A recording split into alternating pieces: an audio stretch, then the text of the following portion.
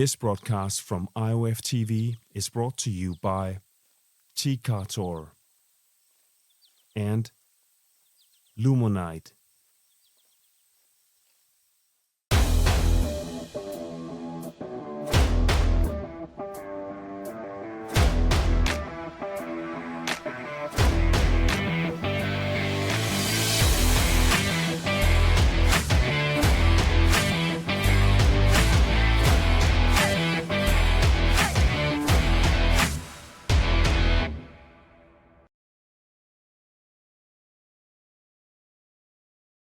Sillä laji on suunnistus. Och den här gången har vi också fått gäster ifrån Sverige för vi har också jättestarka lag från Stura med. Lähdetään seuraamaan meidän lähetystä ja katsotaan kuinka tässä jännittävässä viestiliigakaudessa lopulta käy.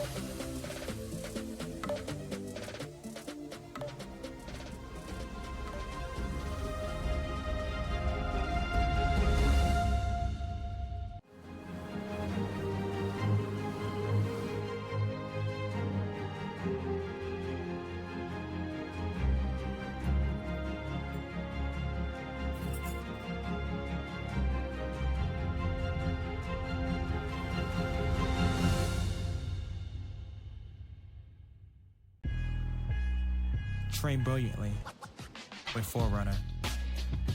See every running insight lit up on a bright AMOLED display. And get ready to be better for it. Only from Garmin.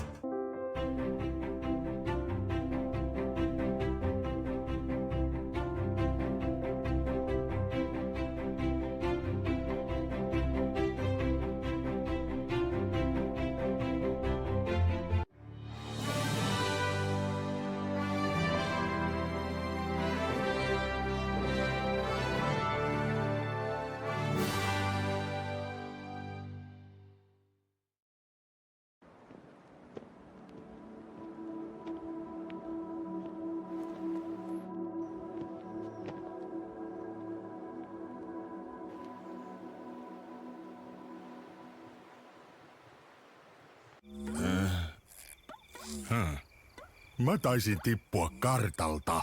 Onneksi Oomi.fissä ei sellaista tarvi. Oomi.fi.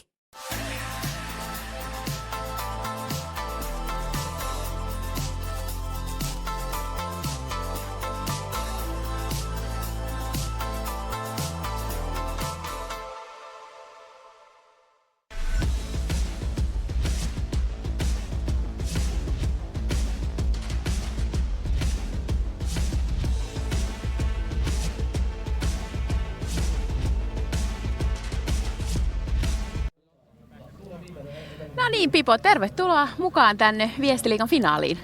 Kiitos. Tänään katsotaan ensimmäinen tämän päivän aikataulu, eli tänään ollaan lähdössä matkaan kello 11 naisten viestin osalta ja naisten maaliin tulo on sitten siellä noin 12.55, mutta taas ennen tuota maaliin tuloa ehditään päästä tuonne irti myös mieslauma ja se tapahtuu se lähtö 12.30 ja noin 14.30 odotellaan sitten miesten voittajia maaliin. Ja Viestiliigan finaalista kun on kyse, niin meillä on pistetilanteetkin tässä vaiheessa tiedossa. Ja naisten osalta, jos mietitään pistetilannetta, niin Tampereen Pyrinnöllä on aika huima johto. Eli siellä Pyrinnöllä on 570 pistettä ja Kalevan Rasti 464 ja vielä suunta Jyväskylä. Tampereen Pyrinnön kakkosjoukkue 455. Aika iso ero. Mitä pitää tapahtua, että Pyrintö ei voita? No, kyllä se iso on ja hyvin todennäköistä on, että Tampereen Pyrintö vie tämän naisten kokonaiskilpailun, mutta on tässä pieni mahdollisuus erityisesti Kalevan rastilla, että jos kumpikaan Pyrinnön naisjoukkueesta ei sijoitu tänään 9 joukkoon ja vastaavasti Kalevan rasti silloin voittaa, niin silloin Kalevan rasti vie kokonaiskilpailun, mutta niin kuin sanottu, niin sen verran vahvoilla joukkueilla Pyrintö on tänään liikkeellä, että on hyvin epätodennäköistä, että he tuonne 10 tienoille lipsahtaa lopputuloksessa. Näin se varmasti on, mutta jätetään kuitenkin tämä pieni oljenkorsi pistetilanteen suhteen voimaan sinne. Miehissä se taas on ihan älyttömän paljon erilainen se tilanne, koska siellä HS:llä 520 pistettä, sitten Tampereen Pyrinnöllä 505 ja Nouskilla 500. Kuka tahansa näistä voi voittaa? No siinä käytännössä on se tilanne, että se joukkue, joka jos joku näistä 3 joukkueesta voittaa tänään tämän viestiliiga-osakilpailun, niin voittaa samalla myös kokonaiskilpailu. Eli tämä viimeisen osakilpailun tuplapistemäärä tekee sen, että tässä millä tahansa näistä 3 on mahdollisuus voittaa. Koko viestiliiga. Aika jännittäväksi pistää sen. Tuotanto nosti naisten ennakoista, että Tampereen Pyrintö totta kai 1, mutta että sitten olisi Kalevan rasti ja Suunta Jyväskylä kovimmat haastajat. Onko nämä sun suosikit naisten kisa myös? No näin se varmaan on, ja erityisesti Kalevan rasti siinä tiukasti kamppailee Pyrinnön kanssa, niin kuin on tehnyt koko kauden oikeastaan. Että enemmän se on kääntynyt niin, että Pyrintö on ollut edellä ja Kalevan rastilla on siellä yksi vähän heikompi kilpailu Mikkelistä, niin siitä syystä tuo ero on kasvanut sen verran suureksi, vaikka pääasiassa nämä kilpailut on ollut kuitenkin kohtuullisen tiukkoja. On ollut ja on jäänyt se fiilis kyllä, että on saanut ihan töitä tehdä voittonsa eteen joka kerta. Mites miehissä, onko näille 3 haastajaa tänään? No tietysti meidän ulkomaalaisvieras Stura Tuuna tulee 2 kohtuu vahvalla joukkueella ja on tosi mielenkiintoista nähdä, että miten he suhteessa suomalaisiin tänään tässä maastossa pärjää. Ja sitten aina vahvat Kalevan rasti, Turun metsänkävijät ja vaikka Päämmäs Parma. Miehissä on useampia joukkueita, jotka voi tänään taistella tämän kilpailun kärkisijoista. Ja näin varmasti on ja seuraavaksi me päästään kuuntelemaan Stura Tuunan parin mies- ja parin naisjuoksijan ajatuksia ennen tätä viestiliigan kilpailua.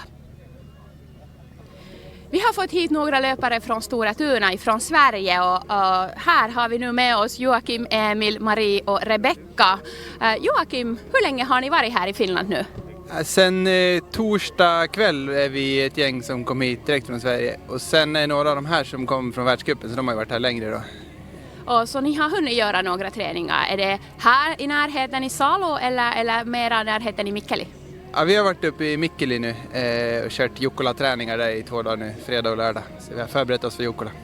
Det låter jättespännande. Ni är ju bekanta för Jukkola-resurser som ni brukar varje år ha ganska bra. Hur kändes de där terrängerna? Ja, det var jättekul. Vi kände som att vi var sugna på att orientera. Det var fina träningar och fick till bra pass där. Så det blir kul nästa sommar. Det gör det säkert. Och Emil då, du har varit både här i världscupen och sen nu här. Blir man inte trött ännu på orientering? Nej, som sagt, vi sprang världscupen förra helgen och sen var vi kvar uppe i Kuopio lite och sen ner till Mikkeli och sen ner hit. Så att, det har varit en Finlands turné, men det är jätteroligt. Där. Men vi är jättenöjda att ni har kommit hit och njutit av vädret också, som brukar just nu vara ganska bra. Vad tycker du? Du har förväntningar nu inför den här stafettligan som börjar. Nej, det ska bli jättekul. Jag har inte sprungit stafettligan tidigare här i Finland, så att det blir en ny upplevelse och det blir skitkul blir det att springa mot de finska lagen. Är det något som du speciellt är rädd för i terrängen eller i konkurrenterna? Nej, såklart man är alltid rädd för finnar i Finland. De brukar vara snabba, så att vi får se vad vi klarar av idag. Det blir säkert ganska bra, tror jag. Marie, för damernas sida sen, det är ganska rejält här i stafettligan nu med Tampereen Pyrintö. Är det nu ni idag som försöker slå dem? Vi får se, vi får göra så gott vi kan. Men jag har sett tidigare att Tampere har varit starka, så de är nog klara att slå. Det blir säkert spännande också i den här stafetten. Men om vi nu återkommer lite i de där träningarna ännu som du gjort här. Vad har du tyckt om banorna och terrängerna som du har varit och tränat i? Jo, men generelt har jeg likt Finland veldig bra. Og spesielt når det har gått bra i det siste, så er det enda kulere å løpe orientering og man syns at det meste er morsomt. Så da flyter det bra på. De här alla här verkar vara riktigt sugna på orienteringen nu. Hur är det möjligt fast det har varit en riktigt lång säsong? Har du ännu krafter kvar, Rebecka? Ja, men det har jag. Jag har varit mycket sjuk i höst så att jag är fortfarande sugen på att tävla så länge det inte är snö. Så, ja. Vad tycker ni för era stora tunna löpare, era starka sidor här? Är det mera koncentrationen eller allmänsidigt sådär teknik eller löpning? Nej, men jag tror vi är ganska allsidiga. Både bra fysik och teknik och också ganska vana vid stafettsammanhang. Så. Det är ni säkert jätteduktiga på i alla de här områden. Vi önskar er riktigt god chans och lycka idag. Hoppas vi ser er uppe på pallen. Tack. Näin, siinä oli varsin iloisia Sturatunan juoksijoita ja vaikka osalla on vähän pidempi reissu ollut takana täällä Suomessa, niin he oli hirveän latautuneita ja vielä intopiukassa lähdössä suunnistamaan. Niin miten näin pitkän kauden jälkeen on suunnistella mahdollista vielä olla noin paljon energiaa? No kyllä se on varmaan se huippu-urheilijalle jatkuva kehittymisen halu. Suomessa on 2 asiaa, mitkä heitä tällä hetkellä kiinnostaa ja se on ensi kesänä MM-kisat Kuopiossa ja toinen on Jukolan viesti Mikkelissä ja molempiin tämä porukka on tälläkin viikolla saanut valmistautua. Tie on käynyt Kuopiosta Mikkelin kautta tänne ja sitten se päätetään näihin hienoihin varsinaissuomalaisiin avokalliomaastoihin, niin mikä sen mukavampaa huippusuunnistajalla? Aivan, ja motivaatio kohdillaan. Jos vielä tästä päivästä sen verran, niin eilen tässä samassa kilpailukeskuksessa oli halikkoviesti ja mentiin vähän eri suuntaan ja nyt tänään uudestaan, niin onko jotain erilaista odotettavissa? No sehän me nähdään kohta, mutta pikkusen erilaista maastotyyppiä varmasti luvassa tänään, mitä esimerkiksi eilen halikkoviestissä. No, nyt me päästään sitten lähteä seuraamaan tätä viestiä, niin ei muuta kuin jännittävää viestinäytelmää kaikille.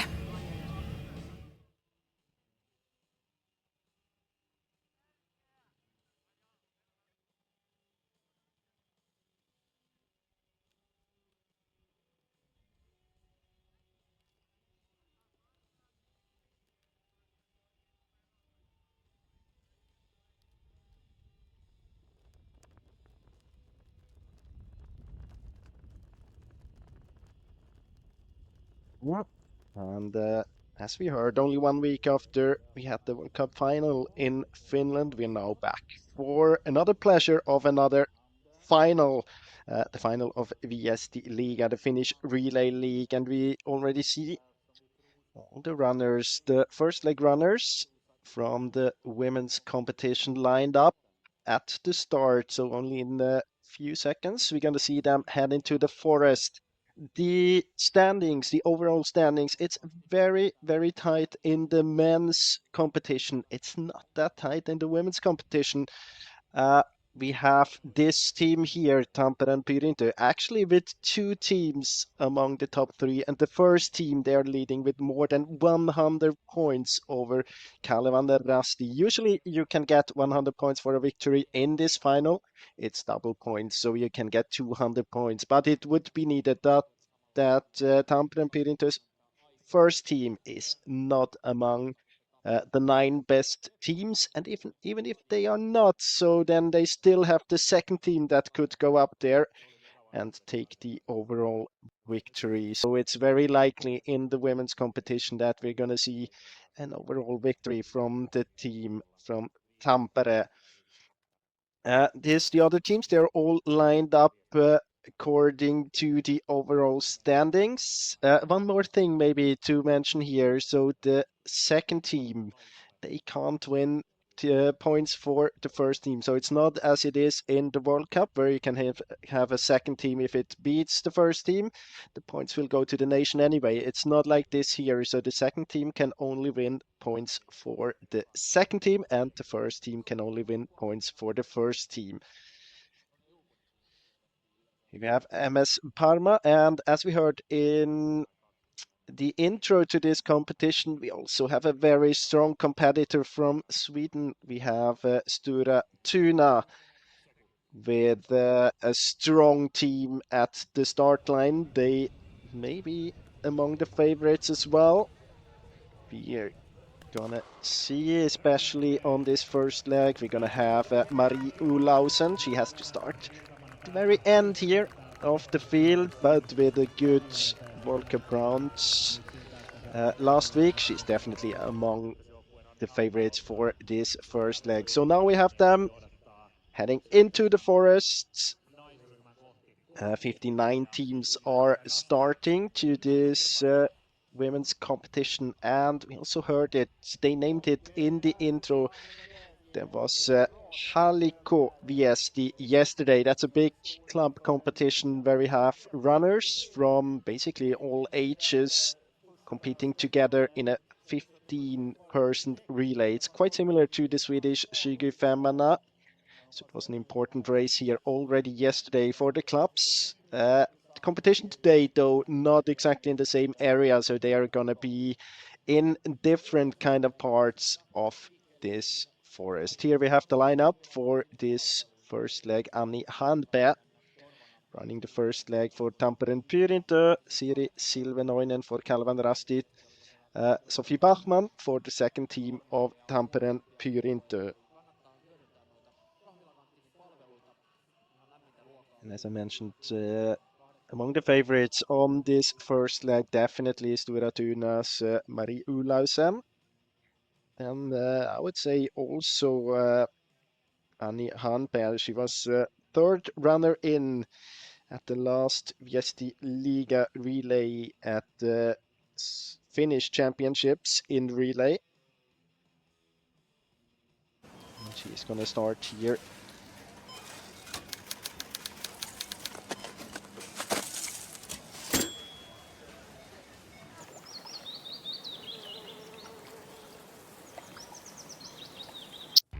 Mikä susta tulee isona? Jos sä oot suurin piirtein mun ikäinen, mä voin uskoa, että sä oot pohtinut tätä alun kysymystä todella paljon. Sitten sitä pohtii, että mitä mä voisin antaa työelämälle. Mutta mitä jos kääntäisikin, että miten se mahdollinen työelämä voisi antaa mulle? Nyt sä ja mä lähdetään kattoo.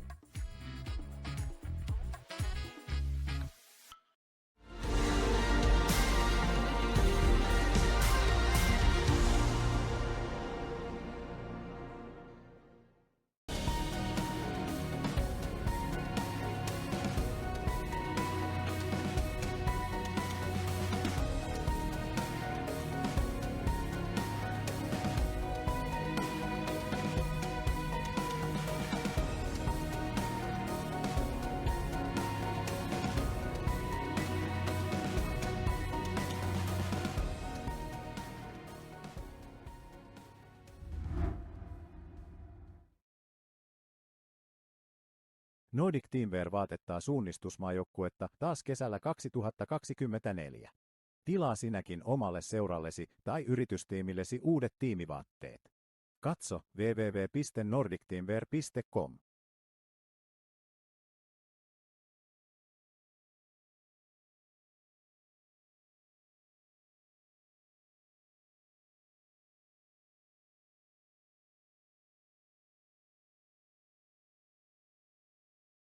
Ravitsemusasiantuntijoiden kanssa yhteistyössä valmistetut ja hyödyllisillä vitamiineilla rikastetut hyvinvointivedet.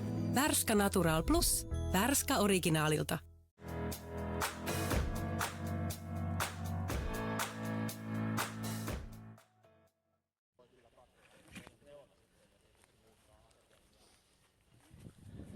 Back in the forests. Behind the first leg runners. On the way on a bit of a longer leg here, the first control, of course. It's a forked one. You can see the forest quite dense right after the start. It's the first, let's say, about 250 meters. That's very dense. And then they're heading into a bit more open area. Maybe to get back to the terrain, we are in the south of Finland. Between Turku and Helsinki. So it's not the most relevant terrain for next year's Jukkola. But we heard it as well from Stora Tuna. They have been training up there, then may travel back down here to compete in this competition, to get a good relay kind of training.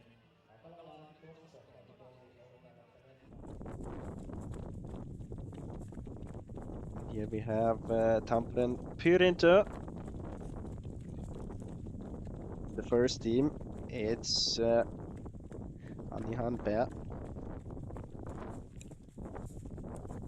And she is actually already a bit ahead of the others, also ahead of Stora Tuna, which is the first chasing team, at least of all the teams carrying a GPS device.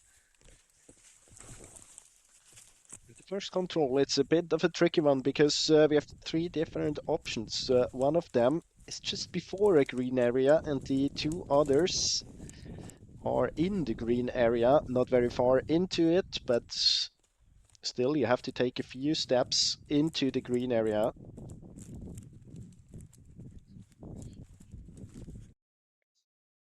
You can see that they have been splitting up. Tampere and Pyrintö, they were ahead of Stora Tuna, heading into the forest a bit earlier, probably heading towards the C option. Of course, if you have A option, you get a very good entrance. If you follow the street a bit longer, even if you have the B option,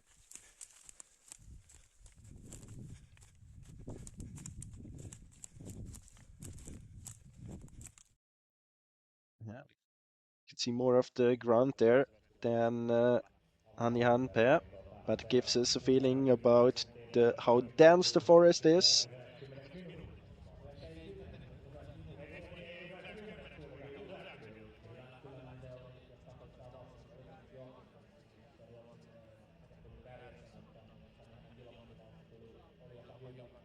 And just to give you a few informations about this first leg in the women's competition, all 3 legs actually about 5.3 kilometers, a bit depending on which forkings you get. So estimated winning time or estimated running time on this first leg is 35 to 40 minutes.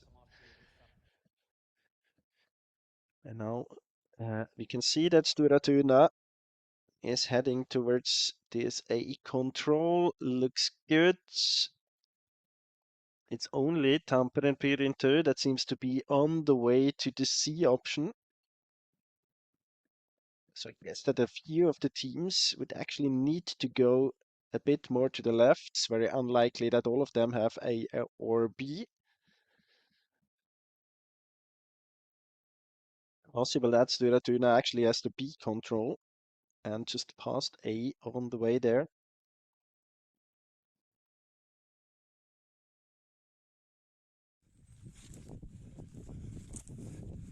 And the forking not over at this first control, it's forked over 2 controls, so also the next one will be different for the runners. First heading into a cutting area. Then there's a quite detailed hill just behind.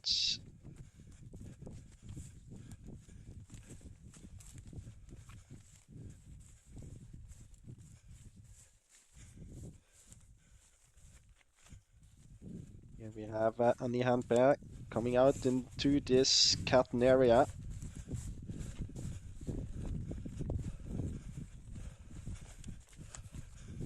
Looking around in order to see if she can spot any of the other runners. We can actually see Stora Tuna just ahead there. About 70 meters ahead of Hanpää. There we have Lana Sunistajat. A bit further behind, actually, another Swedish team, Västervik, with Lena Eliasson Löv on the first leg. Quite a common guest at these Viesti Liga competitions, have been competing in more than only one of the races, of the 6 races we had so far.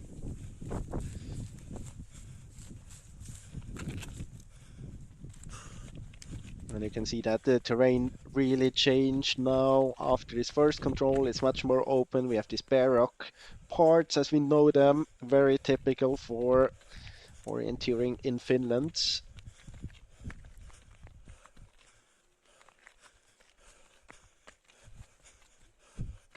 Stora Tuna punched the control a bit to the left. They had the first one of the 3. Here we have a replay. So Tampere Pirintö going to see Stora Tuna having A not in the comparison here. We have Sunta Jyväskylä, Kangasala, and MS Parma all getting to this wrong control. As I mentioned, many of the teams on the way to A or B in this group behind Stora Tuna, and a few of them actually would have needed control C.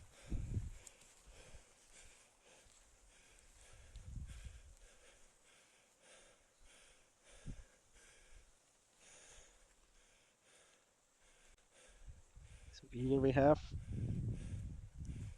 the runners passing this control. Actually, not every one of them has it. Has to punch this one.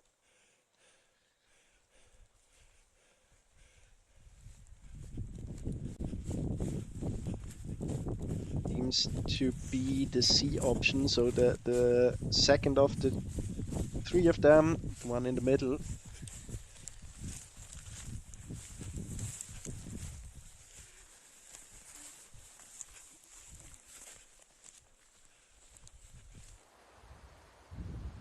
And here we are waiting at control 3. It's the first control, so we'll get an overview over the standings.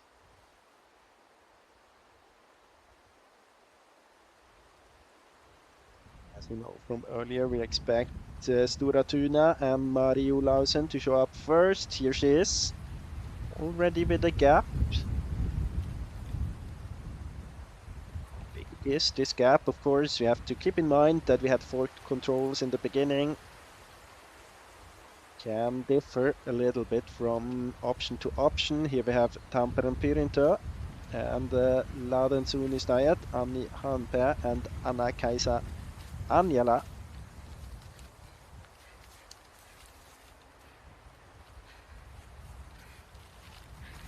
So 17 seconds the lead for Stora Tuna and Mari Olausen. Then 2 other teams within 24 seconds, Tampere Pirintö and Laden Suunnistajat. Here we have Espoon Sunta, Anni Mäki-Hokkonen. And then already the second team for Tampere Pirintö, Sophie Bachmann. Espoon Sunta, Västervik, Lena Eliasson. Kalevan Rasti, Helsingin Suunnistajat, Paimian Rasti, Paimian Rasti's second team. Rasti Karut second team, Kyras Rasti. Sunta Jyväskylä, second team. Didn't see the first team yet. They have done a mistake, as we just spotted in the replay.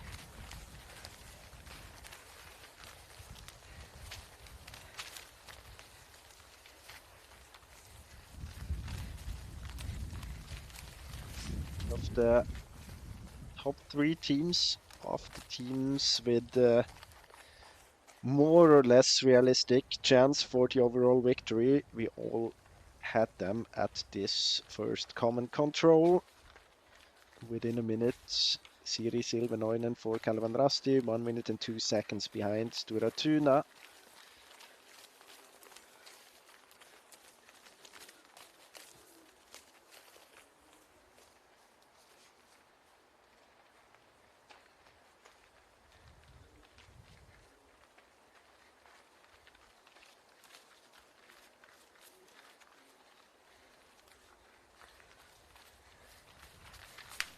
So half of the field, 30 of the 59 teams have passed now within 2 minutes and 18 seconds.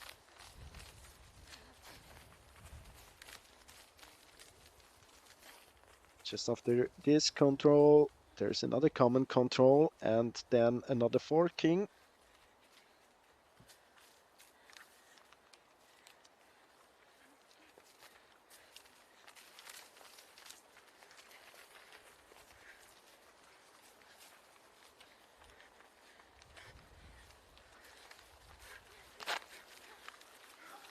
Maybe good to mention at this time of the competition, so we have Stora Tuna in the competition, but they're competing as a guest, so they're not gonna take any points from the other team. So even in the case if they would win, they were not gonna get 100 Salon points. kaupunginvaltuuston puheenjohtaja Heikki Tamminen. Sulla on omakin urheilutausta ja suunnistustaustaakin, niin kerro hieman, millainen paikka Salo on liikkua ja urheilla? No hyvänä esimerkkinä voi ottaa oman kodin, että asun ihan taajamassa ja kaikkien herkullisten kunnallispalveluiden äärellä, mutta pururadalle on 100 metriä takapihalta ja jääkiekkokaukalolle taitaa olla pari kilometriä, 10 minuuttia Suomen parhaimpaan urheilupuistoon, jossa on ravista, tennikseen ja lentopallosta golfiin ja kaikkea siltä väliltä, että kyllä tällä mahdollisuuksia riittää. No, kuulostaa varsin monipuoliselta. Kerro sitten hieman, että minkä takia Saloon kannattaa lähteä vieraisille? No mä sanoisin, että toi on aika hyvä slogan, toi vaihda kallis elämä rikkaaseen.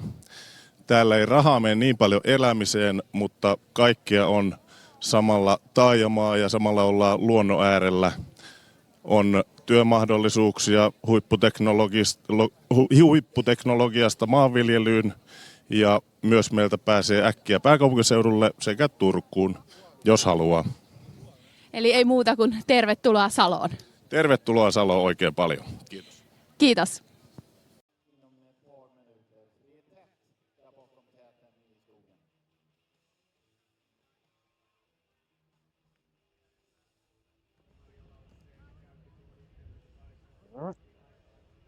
With the backs of the men's team of Stora Tuna, as I mentioned before, so they're not being able to win any points in this competition. Even if they win, they're not going to get to 200 points, so they're not going to affect the overall standing in another way than being in this competition.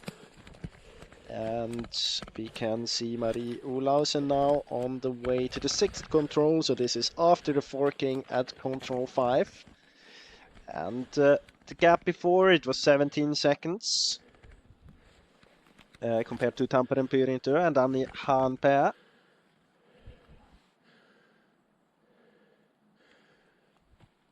It was another forking here in between. I would actually say that Stora Tuna and Marie Olausen got the quickest option, the one in the middle, almost a straight line between 4 and 6. So it's not very surprising that she's able to put another few seconds in between her and Tampere Pyrintö.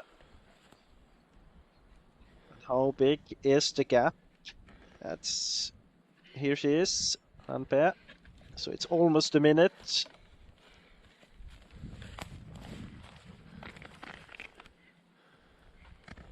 And then we already have the second team, Sophie Bachmann. Then Yves van Dongen for Västervik's second team. Espen Sundberg, Kalle Evans. Within this fight for the overall victory, it's very, very tight. All of them within 20 seconds, the top 3. Other teams coming from totally different directions to this control.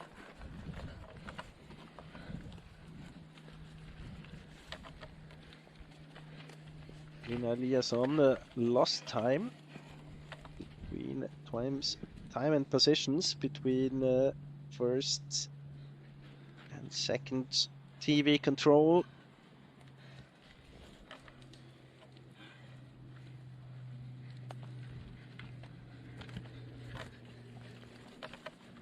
Because after the 6th control, there's quite a long leg waiting for the runners to another forking. Maybe not exactly as long as the leg to the first control, but it's definitely the second longest leg of this course.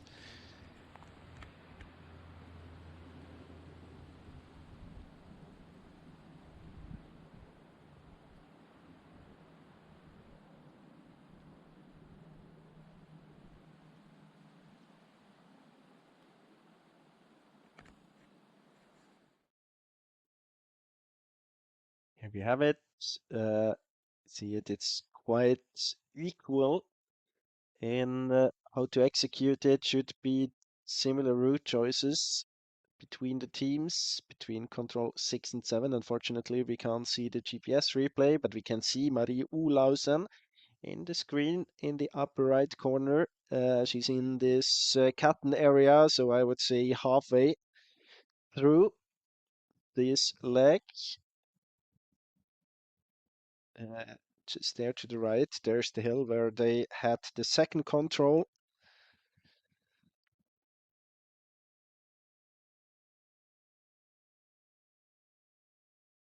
So now we have it replayed here, the leg that's expected from Stura Tuna. She's actually almost exactly on this one. Went a bit more, probably a bit more like this, but then changed to the other options. And you can see how it could possibly differ depending on which of the different options you have. Could go all the way to the left, all the way to the left of this hill at the end of the leg.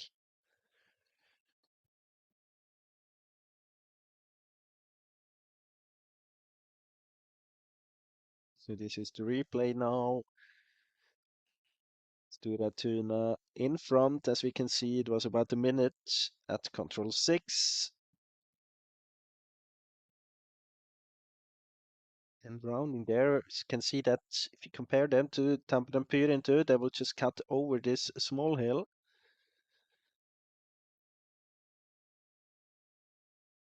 Very distinct by Marie Olausen that she wanted to stay and get to this Catten area. Now she's on the road towards the control. She doesn't have very far to go in order to get it.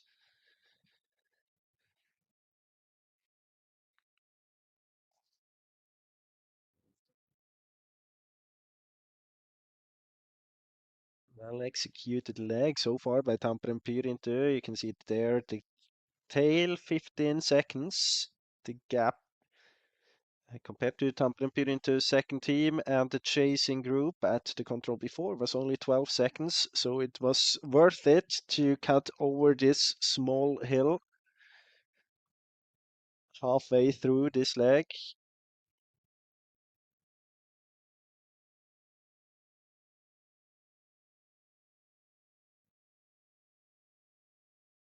Doesn't look as if Stura Tuna would have G is passing there very soon. She would be at H control, I guess. But seems to go around to I.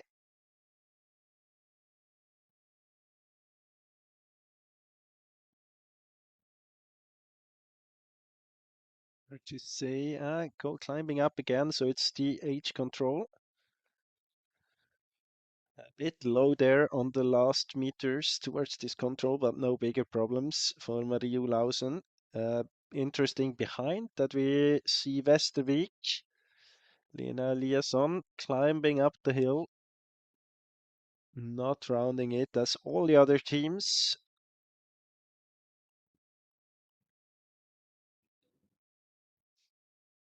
Would be interesting to see if that's gonna pay off or if Lena Eliasson is gonna lose time running over that hill.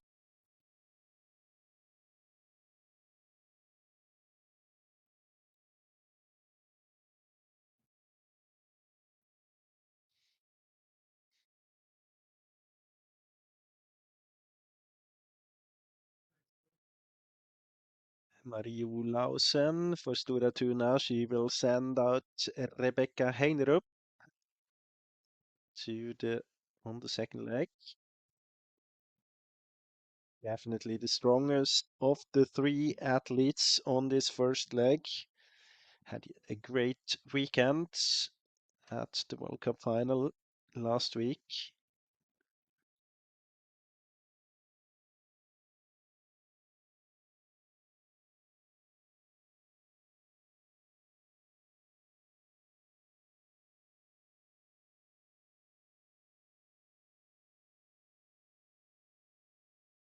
Seems as if Tampere and Pirita also had this H control, changing direction now into same way as Stora Tuna. Haven't seen anyone going to the eye control yet. Tampere and Pirita's second team quite low, so this Sophie Bachmann seems to have this eye control.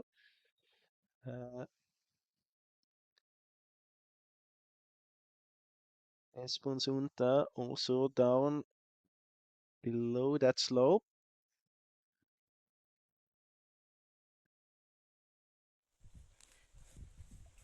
Here we have Sophie Bachmann for Tampere and Pirita's second team. Definitely punching the eye control.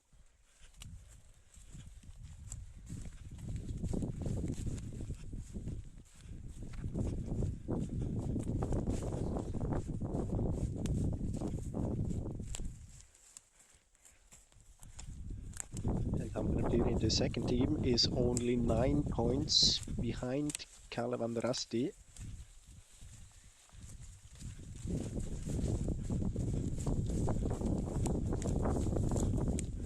If they are ahead of Kalevan Rasti in this competition, it's very, very likely that we're going to see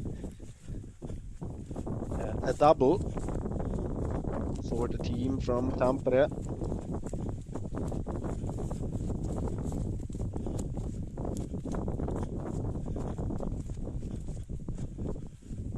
Now actually, you can see it before, Tampere and Pirita crossing the way of this group, the first team, and she's doing a mistake here. Annie Hanpe turned up to the wrong hill. I think she got control over the situation quite quickly, but that was a total blackout when it comes to direction for Hanpe. Lost about, I would say, a minute, and we are waiting at control 9 for Stora Tuna, so they are ahead, and they have been at the previous control, they still are. Here she is, Marie Olausen. And from here it's more or less straight back to the arena. One forking left at the next control, at control 10. Here we have the punch by Marie Olausen, 27 minutes and 48 seconds. And the gap before, 55 seconds ahead of Annie Hanpe. She was after 2.7 kilometers. Now we have seen this mistake, or we haven't seen it yet, but I can tell you that Hanpe did a mistake at control 8, so let's see the replay here. Good direction out from the control. Then heading down, probably thinking that she is further ahead and running up the slope, not having double check direction. But then probably spotted the other runners below and noticed that something was wrong. So instead of being ahead of that group, she's now at the very end of it. Nothing big happened for her and for her club regarding the overall standing, because as we mentioned, Stora Tuna not in the fight for any points in it. And as long as Tampere and Pirita is in the top 9 among the 9 best teams, they are safe. So 55 seconds now turned into more than 90 in Marie Olausen's favor. Still no other teams in sight. There, I think we have one bit more from the right. Seems like Suuntui Veskilä, I have to see. Västervik for sure, yeah.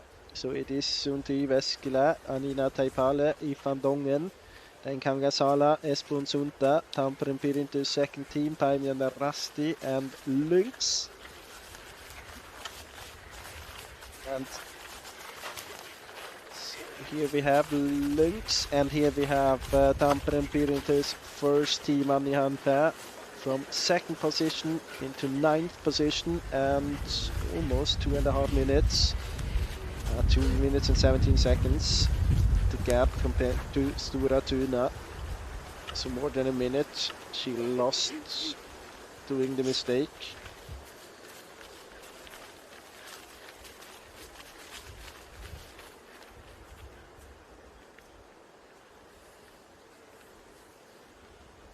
So 17 teams. Or 16 teams. Here we have team number 17. Within 3 minutes.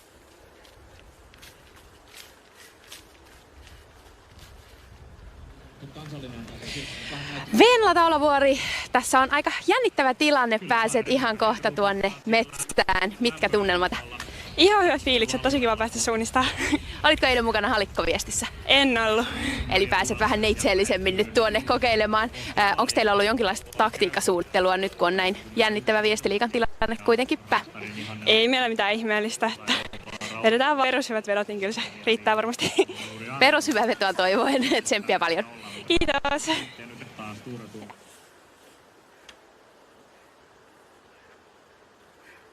As we heard, the Venla-Taulavuori, we are waiting now very soon for Stora Tuna at the third last control. We can see her back.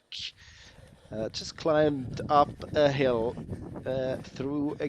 fighting through a green area. Now on this very open and beautiful hill towards control 11.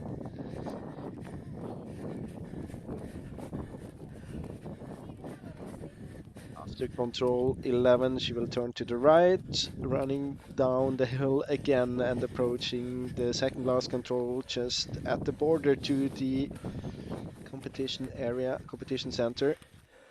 Here we have, yeah, that's not her control yet. She still has to go about 100 meters.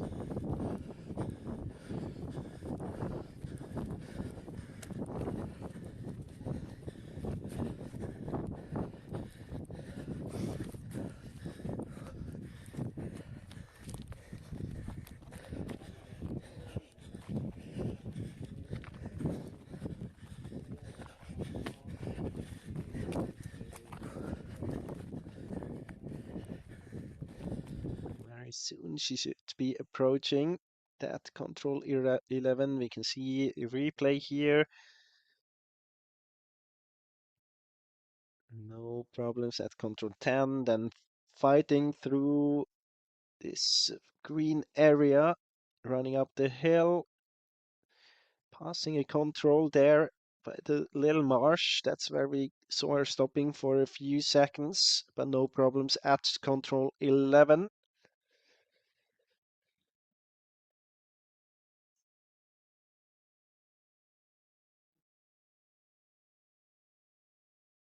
One of the teams behind, small mistake by Västervik and Helsingin Suunnistajat, but only a few seconds that they had to invest at this control. And you can see it, Marie Olausen now very, very close to the second last control and also to the changeover.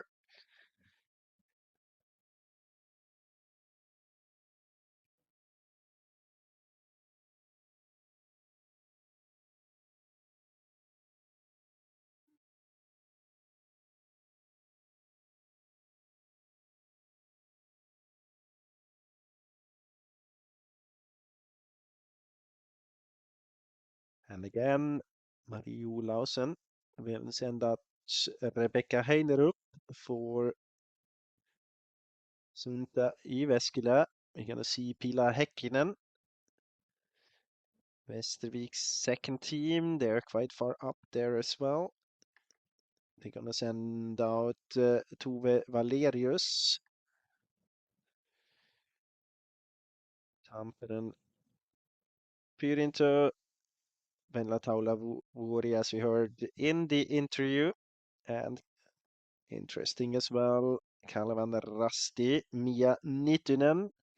Kalvan Rasti with a very strong team from here on the second leg, Niittynen, and on the third leg, Marika Teini. Both Niittynen and Teini competing in the World Cup competitions last weekend. So very strong finish there, and you can see now that Marie Olausen already on the way to the last control.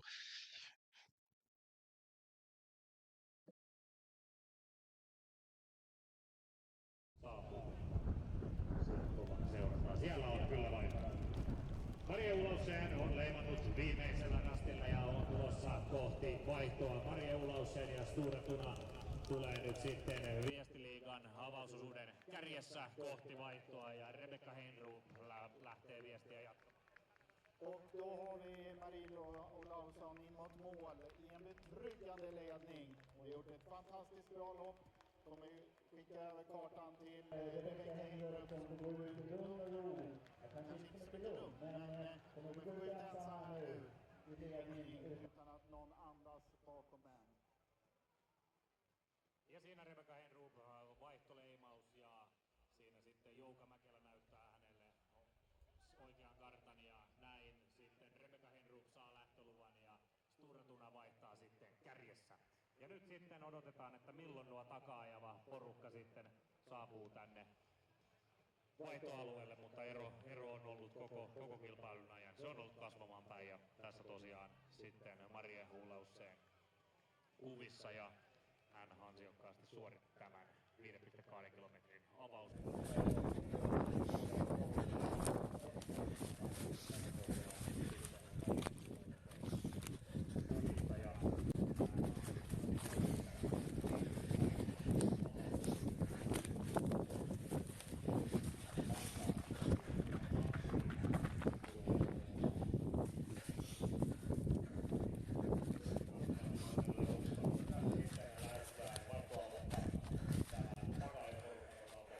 Jussi, oliko tämä sitten nimenomaan Jenny Patana, joka siellä kohenteli asemiaan vielä viimeisillä 100 metreillä, mutta nyt meillä on TV-kamerat kääntynyt sinne viimeisen rastin suuntaan, ja nyt katsotaan sitten, että kuka sinne ensimmäisenä saapuu, onko se suunta Jyväskylä, Annina Taipale, Westervik, Kangasala, Rasti Jussi, vai Pyrintö, se selviää meille aivan tuota pikaa, kun kamerat sieltä etsii kilpailijoita metsän siimeksestä. Kyllä vain Tampereen Pyrintö on leimaa toisensa viimeisenä rastina ja Saatirän siitä sitten Espoo Suunni, Joakim Mäki Hokkosen tässä sitten Lynx tulee Keritenen laittaa tällaisia paikallisesti Julia Viiperi, niin ikään suunta Jyväskylä ja Annina Taipale. Ja tässä sitten TV-kuvat poimimat kerttuasta viimeiseltä loppusuoralta ja siinä Anni Häpää tulee kovaa kyytiä kohti vaihtoa ja kyllä ehdottomasti puhdistanut kasvot eilisen emansimaan näin. Anni Häpää ottaa vaihtoleimauksen siitä ja tuota pikaa sitten lähtöluvan saa mennä alueella.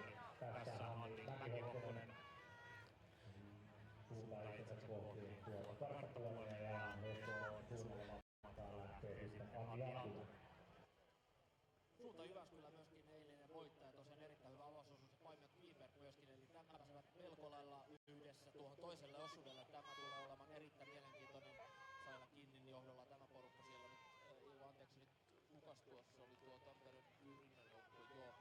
Kyllä Vello Taulavuori. Vello Taulavuori siellä joo, Kinnin tuosta Pyrinen kakkosen.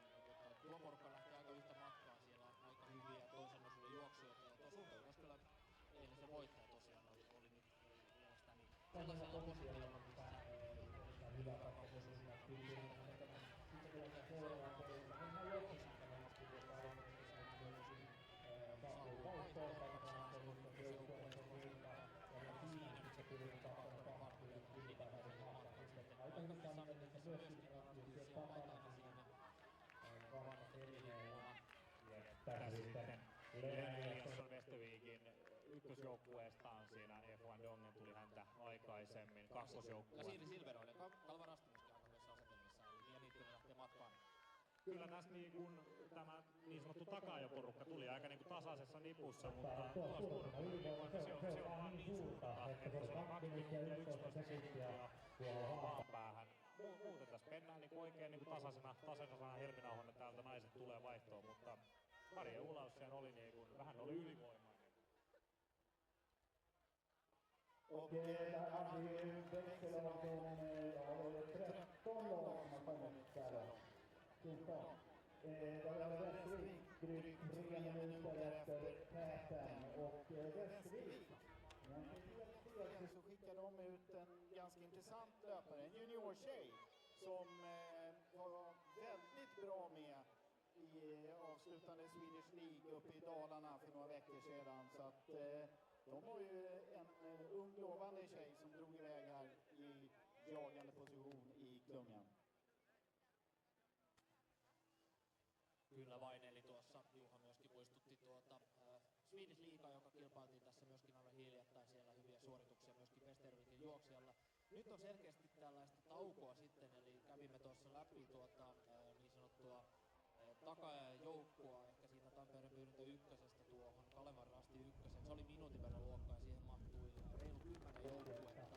Mutta nyt on kyllä sitten heistä sitten jo kohtuullisen suuri, eli 5,5 luokkaa. Nyt ei edes näy, niin se tarkoittaa, että yli 6 minuutin luokkaa on vaihdossa. Sieltä on sitten So I think after a few technical problems, I think I'm back again. So I'm sorry I missed that changeover, but we still have Marie Olausen, as I mentioned before, in the lead. Of course, you could see and follow everything.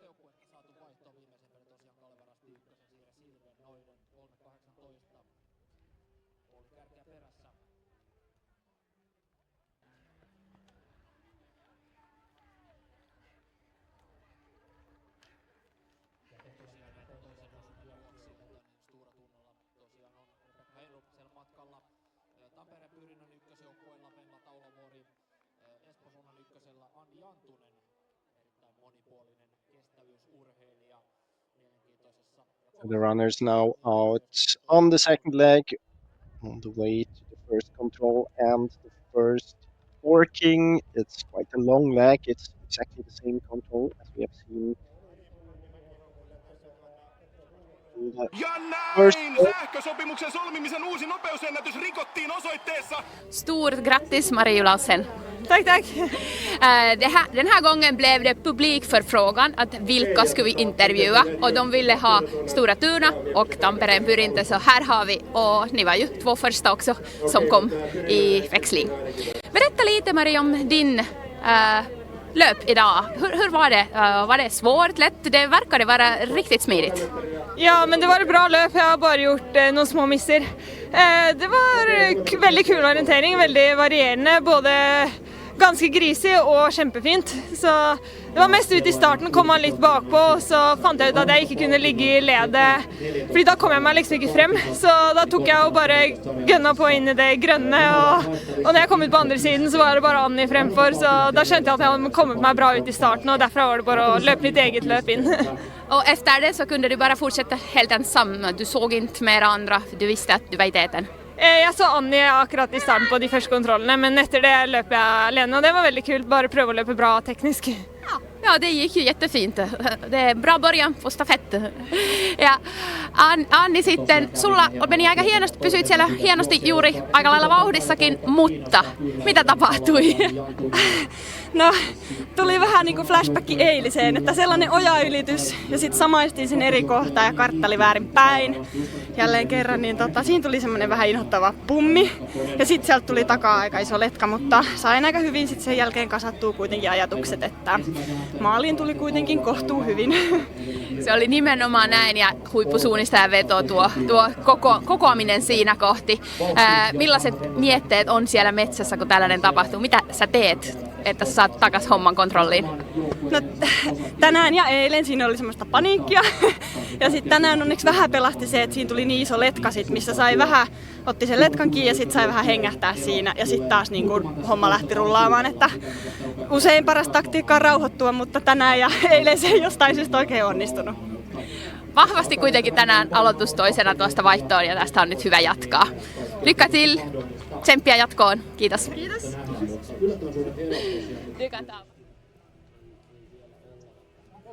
So those the first runners in after the first leg, and since I struggle a bit with the technique, I just give a short recap. So we had Stura Tuna in front of Tampere Pyrintö, Espoon Sunta, Lyngsund Jyväskylä, Paimion, Västervik, Hangasala, Espoon, then Tampere Pyrintö, second team, the overall third placed team, Kalvan Rasti, is changed over as 13th. So the team being on second position in the overall standing. Here we have the replay of Stura Tuna. We also see Lynx and Espoon Sunta. A totally wrong direction out from the start. It's going to be tough for them to get back again in a good way.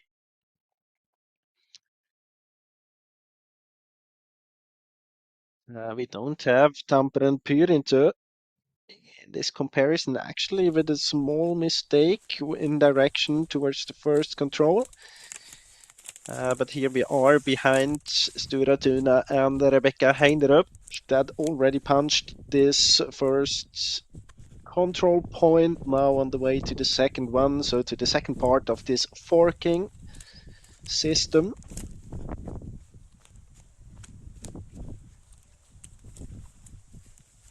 She now just crossed that Caton area where the runners will pass again between control 6 and 7.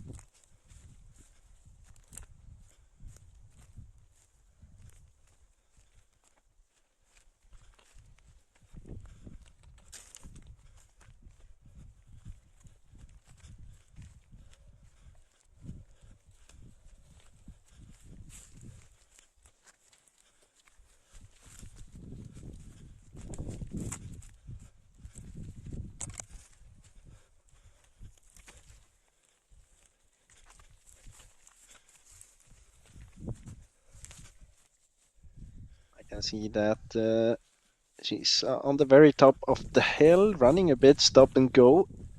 Quite an obvious track that she just passed.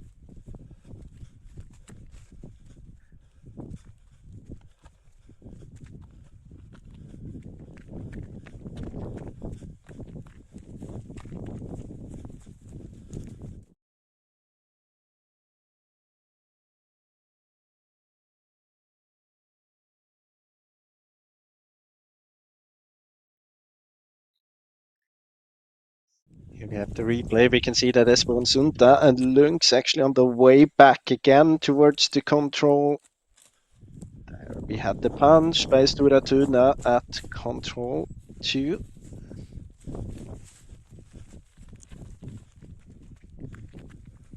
And most of the other teams behind Tampere and Pyrintö, you can see it here. They're approaching now the first control, punching there. So the gap between Tampere and Pyrintö and all the other teams much bigger now than it was at the changeover. They managed to get away. Then Taulavori with a good start here into this second leg. And again, still a lot of stop and go for Rebecca Heinerup. But of course, as long as she doesn't make any mistake, actually she wasn't punching this C control before. It was not her control. She was just passing it and then heading towards B. We can also see that Taulavori now at control A. Not that far behind Heinerup anymore. The tail 30 seconds. I would say it's about a minute at the moment. It was more than 2 minutes at the start.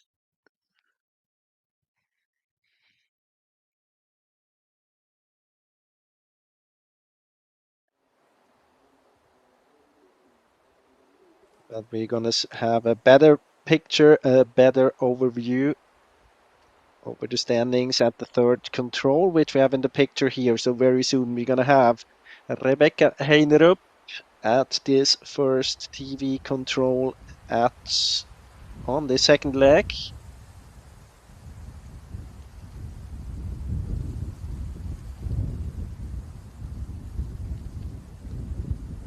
Here she is. And to be very precise, so the gap between Heinerup and Venla Taulavori at the start, 2 minutes and 11 seconds. And the count is now up on 10 seconds, so should still be time left until we're gonna see Taulavori there. That's the replay. You can see there's the two teams ahead, and then this big group behind Lunds and Jyväskylä struggling a bit at first control. Had a few of the teams struggling already with direction. Here we have already Taulavori towards this first TV control, and now she is very, very much closer than she was at the start. 1.5 minutes quicker on those 3 first control.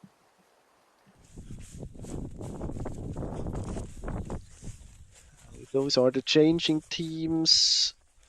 A few of them on the way to their option at the second control, others heading towards control 3. We can see Kalevan Rasti leading this group. Mia Nittinen.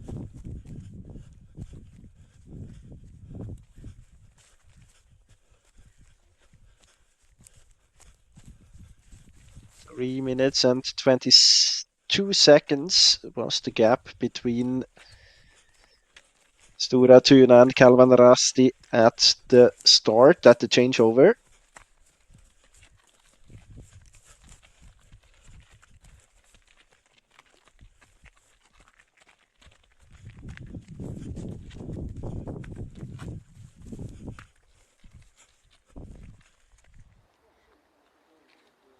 Very soon at the control, you can see a few of the runners coming here. To the right, we have Kalavana Rasti. The gap now 2 minutes and 2 seconds. You can see that Niitinen was able to take the team from 13 to position 3. Ivan Rasti on 4, then Rasti Jusic. Kangasala, Westervik's second team. Those the teams that have punched at control 3. 8 teams within 2 minutes and 15 seconds.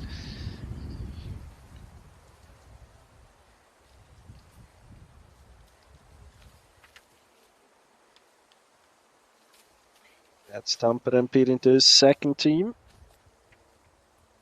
Saila Kinni, very experienced runner.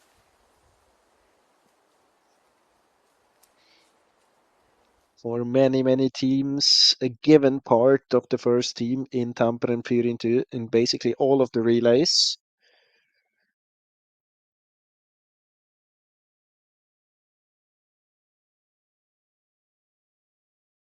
Here we have again the GPS on the screen. Stora Tuna already on the way to control 5. On the first leg, they had the D option, so quite a straight line between 4 and 6. They're not going to have the D option now, of course, on this second leg, and neither on the third leg. I would say that D is definitely the quickest. F should be the slowest one.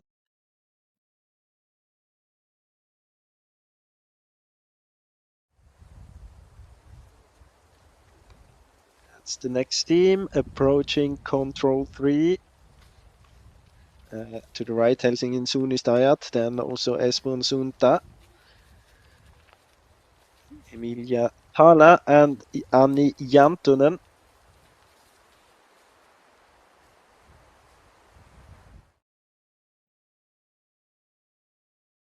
With the GPS, we can see that Tampere Pirintu is perfectly on the line to their control, so was Stora Tuna. Stora Tuna already punched the control, Tampere Pirintu still approaching it.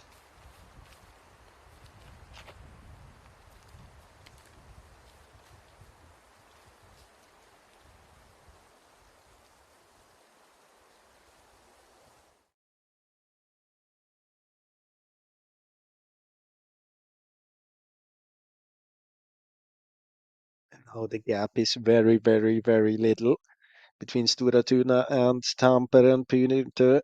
It's only about 15 seconds. I would say.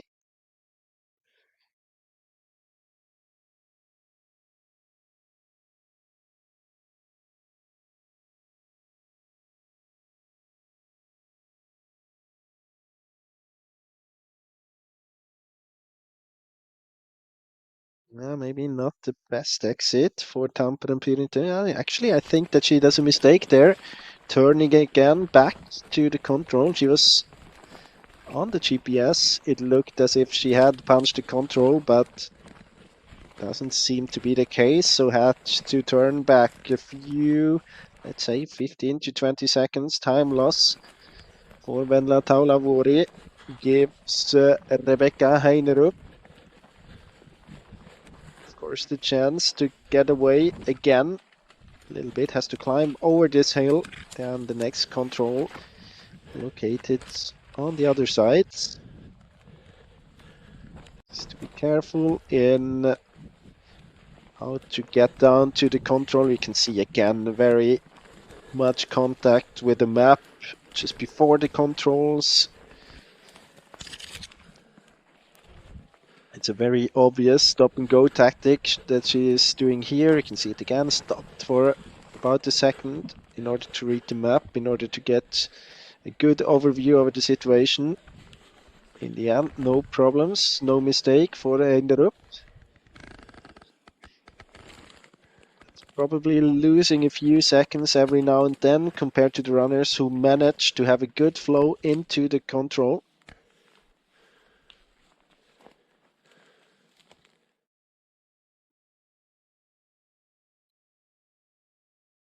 We see that Tampere Pirita. No, actually, we haven't seen the mistake by Tampere Pirita, but she was basically coming right into the D option, must have overshot it by a few meters, then continued into direction towards control 6.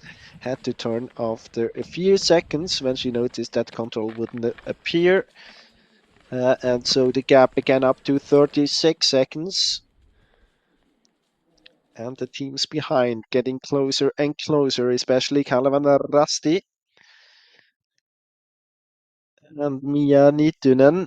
And as I mentioned before, Kalevan Rasti with an extremely strong team. On leg 2 and 3, Niittynen and Marika Teini. So here we have them, 1 minute and 8 seconds behind. Then we have Elin Karlsson for Västervik. We have Evelina Hirvonen for Paimion Rasti. Next team, Rasti Jussit. Kangasala. And that seems to be Västervik's second team.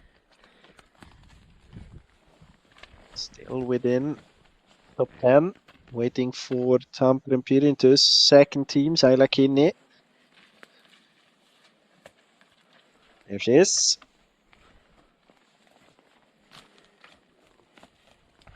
So 9 teams within 2 minutes.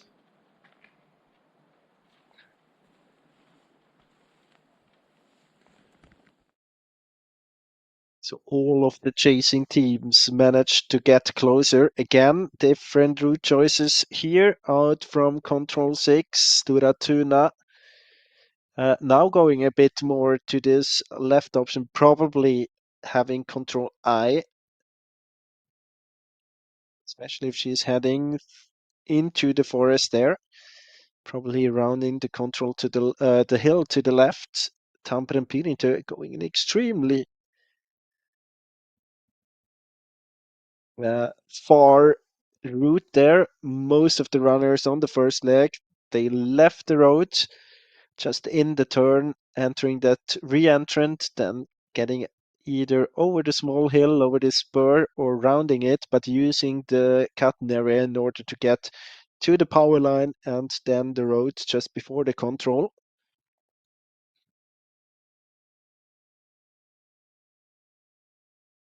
Don't really know.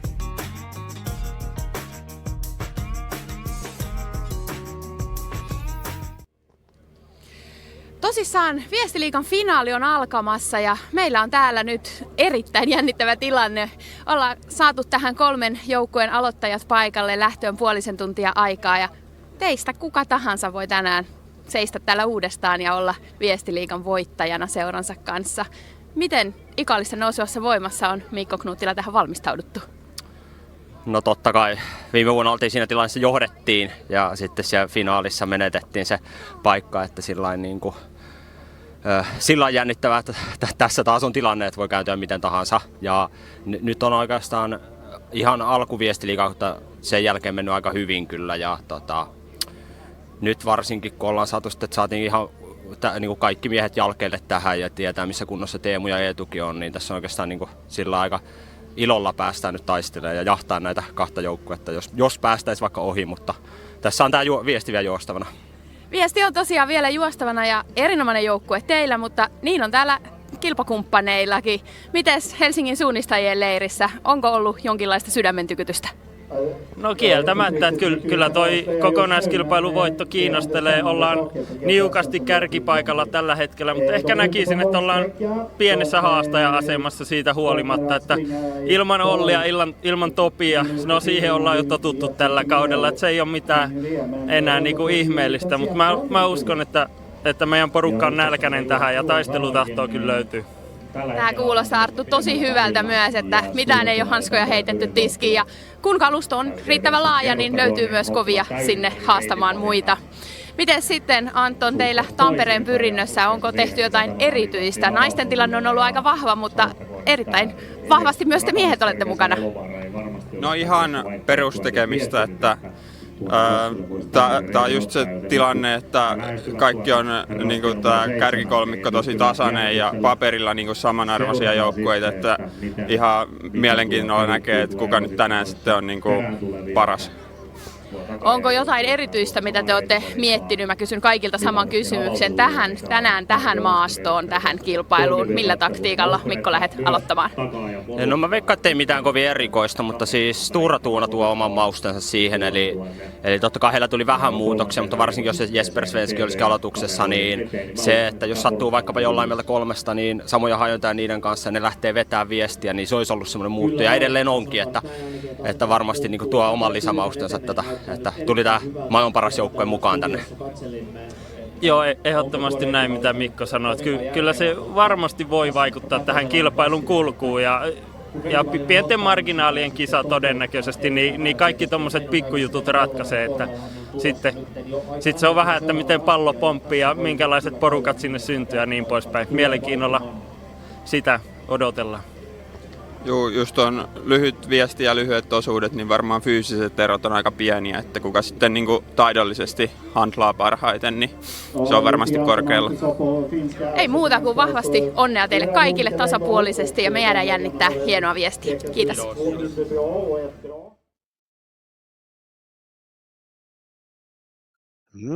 Back to the women's relay after this short preview towards the men's competition, towards the fight in the men's competition for the overall victory. As I was about to say, at this Control 7, quite an extreme route choice by Tampere and Pyrinto, using the road for a long time. I'm not 100% convinced that this was the best option, even though I have to admit that the other teams didn't manage to get closer, of course, by rounding that hill. She had a good entrance in nice forest all the way towards the power line, but at the same time she did quite a lot of distance, not really avoiding any climbing or anything. But we can see that they are both approaching the eye control, Tampere and Pyrinto and Stora Tuna, and my feeling is that they will be together at that control. So very soon we'll have the two teams together in the lead, Tampere and Pyrinto and Stora Tuna. And all the teams before the whole chasing group, they were half a minute behind Tampere and Pyrinto. It's more now.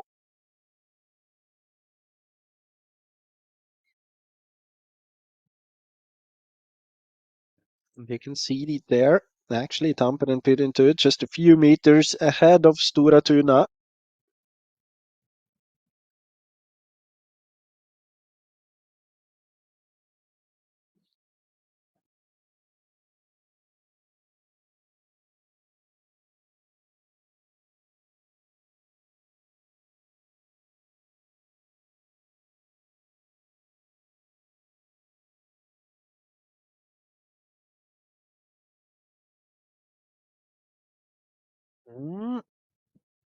Kalevan and Rusty. Yeah, I think they all punched the control, just leaving that hill plateau as quickly as possible. That small terrace, the top of the hill, going around towards control 8. And we should have the leading teams very soon. Stora Tuna and Tampere Pirintö.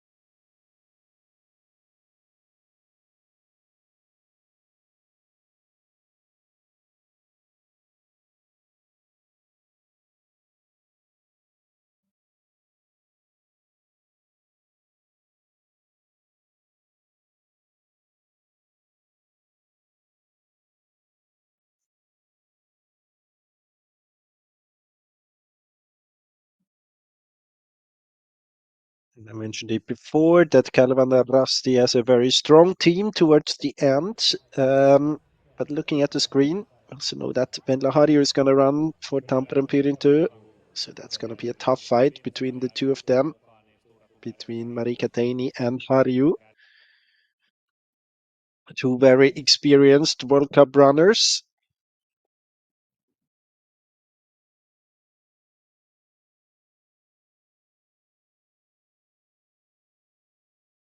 We still have quite many teams within 1 or 2 minutes. So I mentioned it in the very beginning of the broadcast that Tampere and Pirintö, if they are on position 1 to 9, somewhere there, they are safe. So they will win the overall VSD Liga.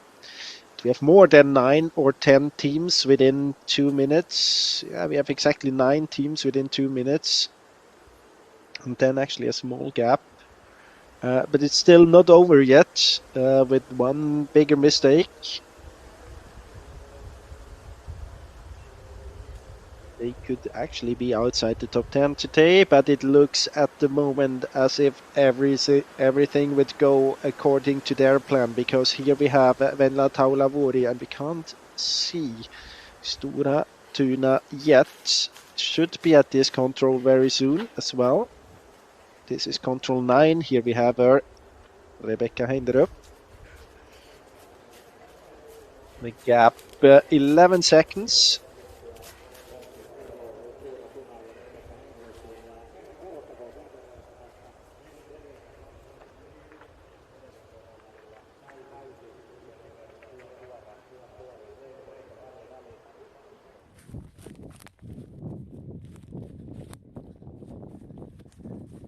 Next control number 10, is a forked one. Taula Vuori getting into a cutting area right here. Having a small downhill ahead of her. You can see that runnability in this part is quite good, even though it's a cutting area. You get down into a small flat part and could be quite a tricky forking if you don't have 100% control. But here we have Mia Nittinen, 108 behind Tampere Pirintö. This is Westervik, Elin Karlsson.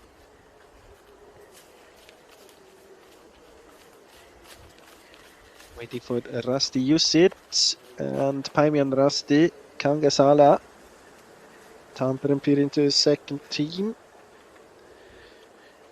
This is Rusty Jussit, Johanna Krikula, Saina Kinney, 149 behind. Good races. Almost all of the teams here. 2 minutes almost exactly for Kangasala and Ulrika Uotila.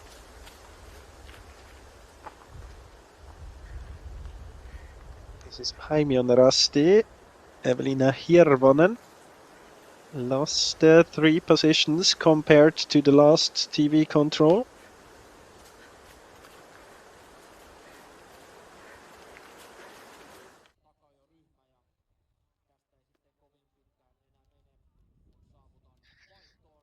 Here we have the last leg runners studying the map or some informations on the map. And we have both Marika Teini in the Kalevan Rasti jersey and to the left Venla Harju.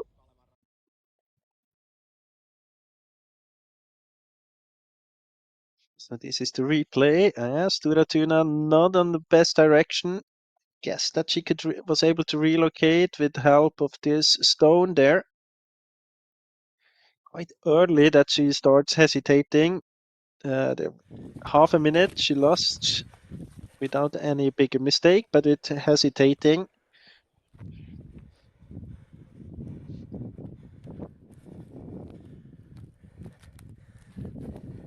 So Taulavori basically in the last climb of this second leg up to control 11.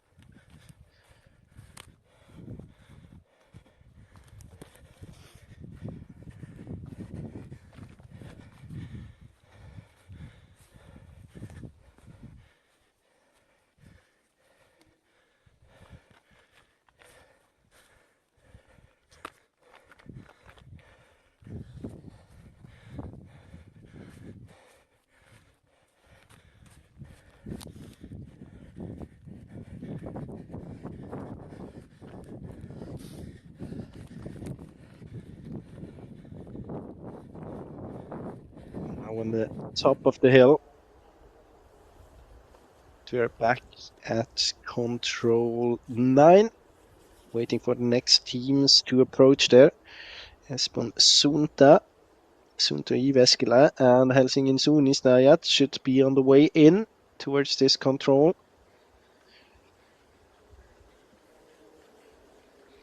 Let's see.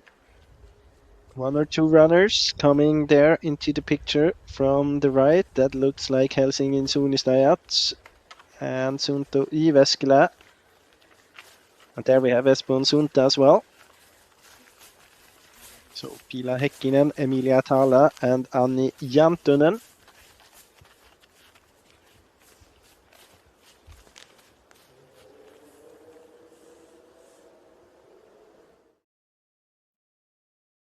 And actually, if you look at this, good work here by Rebecca Heinerup in the uphill. Definitely closer again. The gap, the tail, 30 seconds.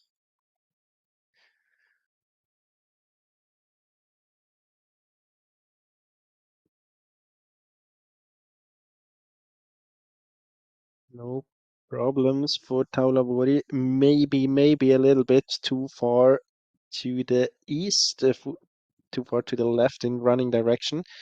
And now Heinerup has to be careful in order to not follow Taulavori out from the control.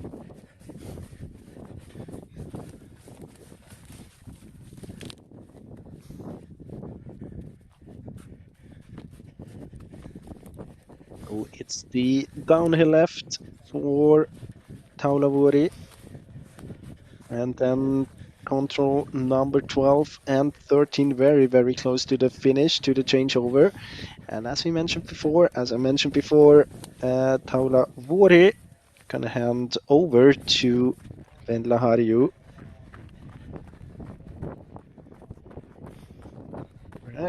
Approaching this street, you can see how she's looking into the terrain with the sun in her eyes. Very open forest here. Looks very much greener on the map than in reality.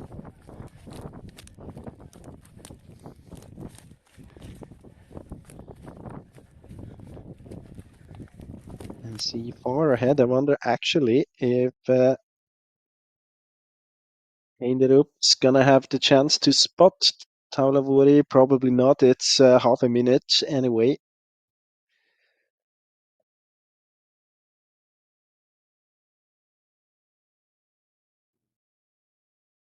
So very soon we're gonna have Venla Harju and Magdalena Olsson heading into the forest for Tampere, Pyrintu and Stura Tuna. And behind we have the group with Kalevarasti, Mia Nitinen, who will hand over to Marika Teini. And then Tampere Pyrintu's second team, Saila Kinni, she will hand over to Annie Jalava, but we are waiting now for the first team to get to the last control of this second leg. We are waiting for Venla Taulavori. She had a good race, was able, especially in the first part of the course on the first half, to close the gap, get closer to Stura Tuna, and then after the long leg to control 7, overtake the team from Sweden. And now she is handing over to Venla Harju in the lead. They are leading the overall standings of VST Liga now. They are also leading this last competition of VST Liga. Here we have the punch, and the clock starts counting for the chasing teams. You can also see that Stura Tuna punching at the last control right there, approximately, as Venla Harju is heading into the forest with a smile on her face. Here we have Rebecca Heinerup. Maybe not the best long leg. Otherwise, was a solid race. Not the best flow into the competition. I think that was, we had the biggest difference between her and Taulavori. A lot of stop and go, but no bigger mistakes. So a solid performance for Rebecca Heinerup. And the gap between Tampere and Pyrintu and Stura Tuna, 50 seconds. And all the other teams, the chasing teams, of course not all the other teams, but the chasing teams, they have punched at the last control as well. So here we have Kalevanar Rasti, the closest competitor to Tampere and Pyrintu when it comes to the overall victory.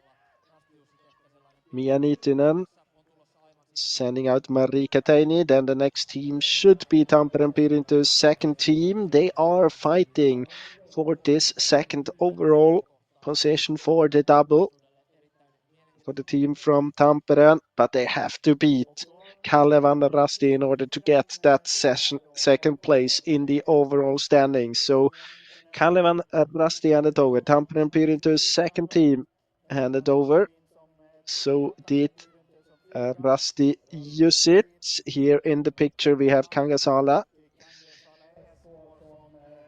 as the sixth team on this very last leg. Here we have Westervik, Elin Karlsson. She will send out Agnes Nörgård Krafts.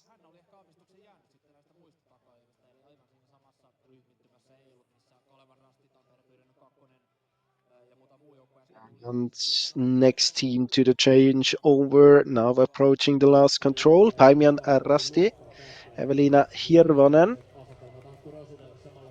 She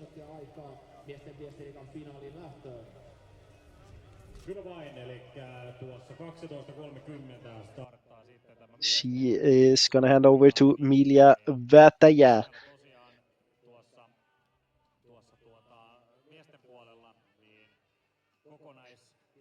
So let's say 3 minutes between the first team and Paimian Rasti on position 8.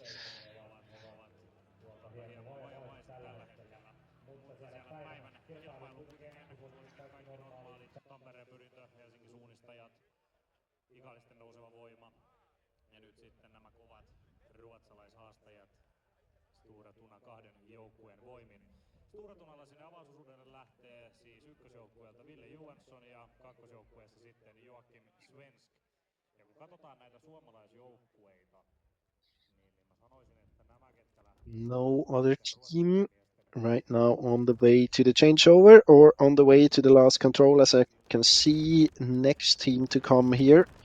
Seems to be Helsingin Suunistajat on the way to the second last control at the moment.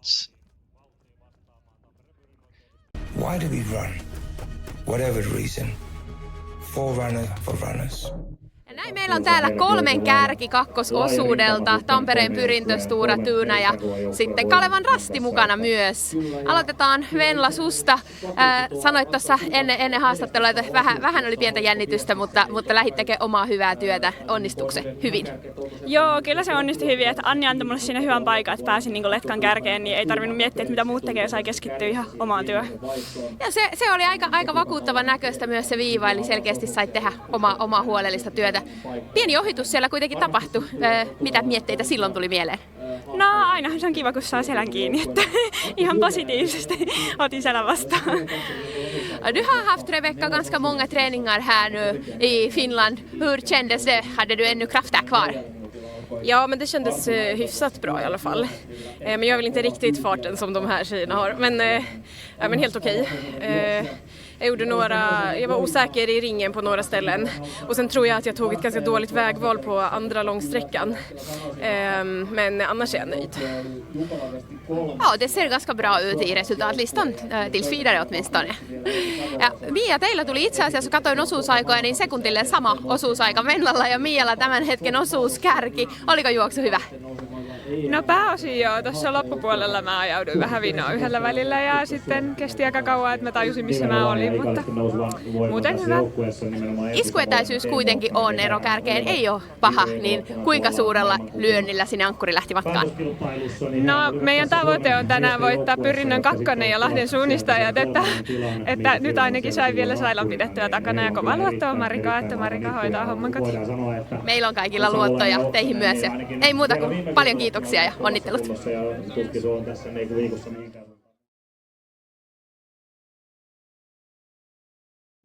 Maybe to summarize shortly what Rebecca Heinerup said.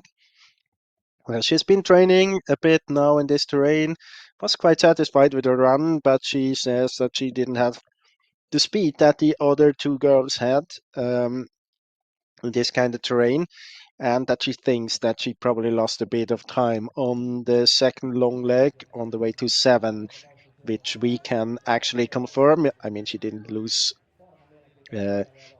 very much time, but approximately, I would say 30 seconds to a minute.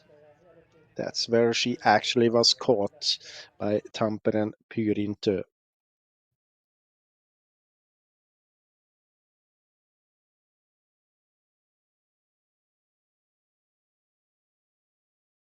And at the changeover, we can see that we had Västervik, Suko, second team, Helsingin Suunistajat, Lahden Suunistajat, Pargas.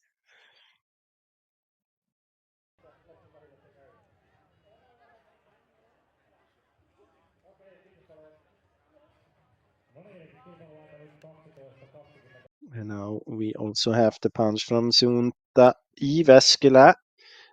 All those 13 teams within 7 minutes. That means also that the first runners, so Tampere Pyrintö and Venla Harju, they have been out now for 7 minutes and almost exactly 30 seconds at the moment.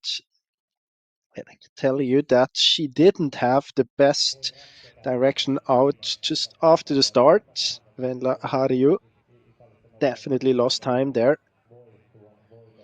She had a lead by 50 seconds compared to Stora Tuna. She had a lead by 1 minute and 9 seconds compared to Kalevan Rasti.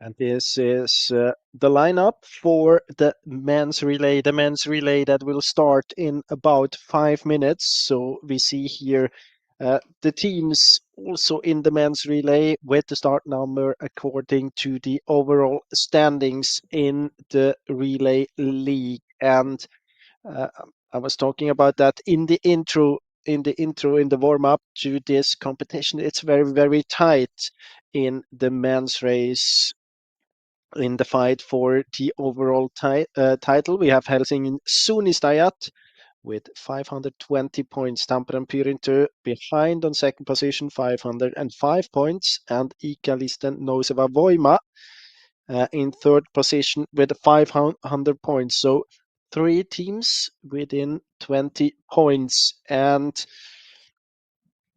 the point system, to say that again, it is 200 points for the winner, 180 for second place, and 160 for third position. So those 20 points between Helsingin Suunnistajat and Ikalisten would be gone if only Ikalisten would win it and Helsingin Suunnistajat come second. It's very, very tight in this competition.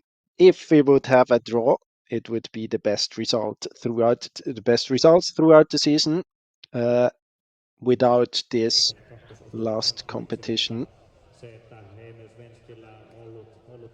So here's the lineup. Here are all the runners, and we actually have 96 teams competing in this men's relay. So really many teams. It's good to see. And the favorites, of course, somewhere between those 3 teams in the very beginning. Here we have Helsingin Suunnistajat with Arttu Syrjäläinen, Velikangas Mathieu Perrin. They're, of course, missing their star, Olli Ojanao. Here we have Tampere Pyrinty with Anton Kukka, Severi Kymäläinen, and Mikko Eerola. And then another very, very strong team. Ikalisten Nouseva Voima, Mikko Knutila, Eetu Saamelainen, and Teemu Uksanen. Last 2 runners there with great results in the World Cup. A bit surprising to me that we have Eetu Saamelainen on the second leg and not on the last one with the results he got last week. Here in the picture, Turun Metsän caveat, Samu Heiska, usually a very solid first leg runner. MS Parma, Jörgen Jonas, Akseli Ruohola, and Eero Heinonen. KV with Timo Sild, Evert Kentämies, Lauri Silds.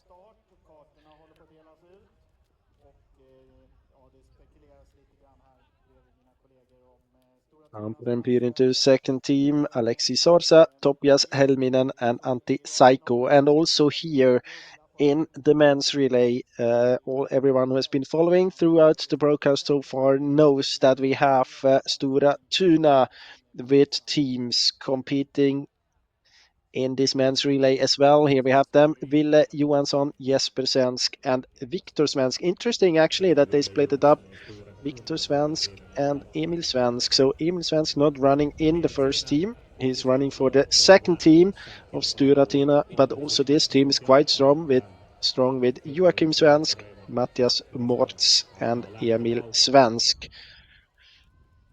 But as I said, interesting to split up 2 of the best runners in the world, Viktor Svensk and Emil Svensk, two different teams. Probably the idea behind to give them the possibility to fight on the last leg or on a decisive leg in good competition here at this VST Liga. So about a minute to the start.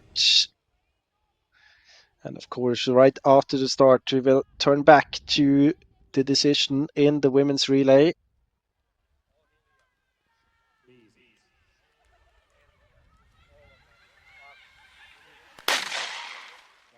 So here we have to start for the men's relay. 96 teams heading into the forest. It is a fight between 3 teams for this overall victory in the Swedish Relay League. It is a fight between Helsingin Suunnistajat, Tampereen Pyrinto and Ikalisten Nouseva Voima.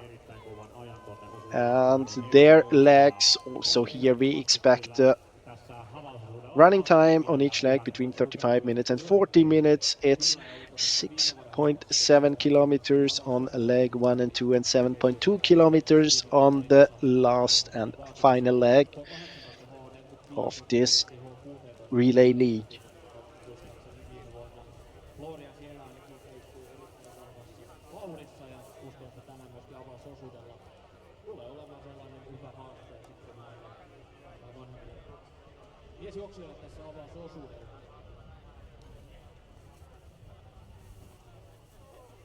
Och där har vi släppt iväg herrarna. So this is the recap for the start of the women's relay, the start into this third leg. And as I mentioned before, not the best direction out for Venla Harju for Tampereen Pyrinto. You can see that Kalevan Rasti had the chance to get very much closer here. Tail is 1 minute at this point. And the gap at the start was exactly 1 minute and 10 seconds. So Kalevan Rasti definitely closer now. See that Västervik had a good start into this third leg as well. Agnes Nørgaard Krach, they're all splitting up on different options here. A for Kalevan Rasti, B for Tampereen Pyrinto, and C for Västervik.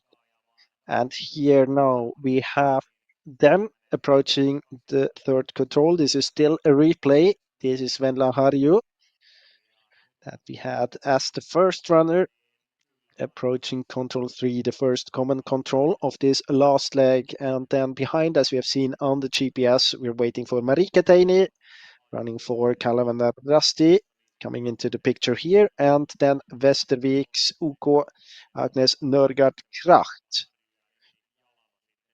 So the gap between Tampereen Pyrinto and Kalevan Rasti went from 1 minute and 10 seconds to 26 seconds. 51 seconds the gap to Västerviks and Agnes Nørgaard Krafts.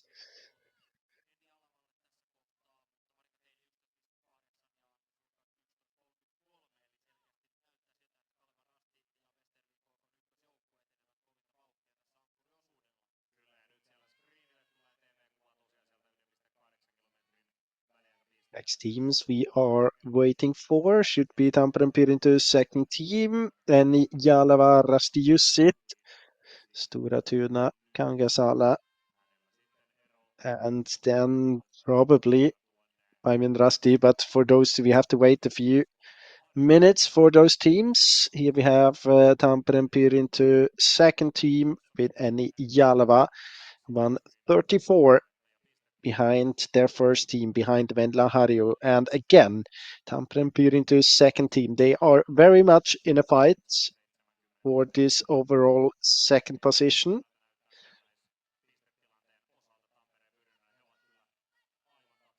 They are 9 points behind Kalevan Rasti, so they would need to beat Kalevan Rasti in order to pass them in the overall standing. It's about a minute that separates them from that goal.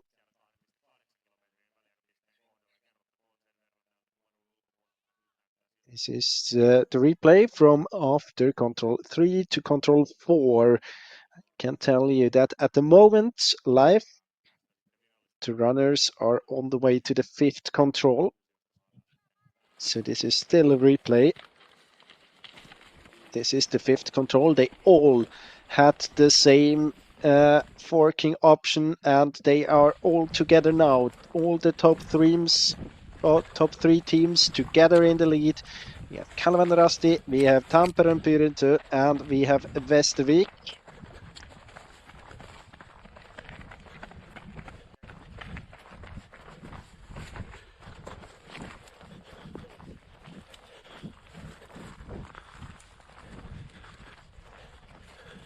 At control 6, we're gonna have the next TV control, and we will also get the splits. It's not that interesting to compare the splits between the 3 of them.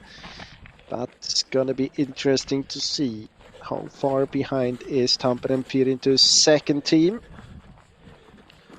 Chasing these three runners. We are close to this control. Here we have it. So the time stopped first for Kalevan Rasti, 4 seconds ahead of Västerviks and 6 seconds ahead of Tampere Pirintu. At the next control, it's the long leg where we heard Rebecca Heinerup say that she probably lost time. Just see a glimpse of the G option at control 7, and you can also see how big the gap approximately is compared to between Västervik, Kalevan Rasti and Tampere Pirintu, and Tampere Pirintu's second team, the first chasing team.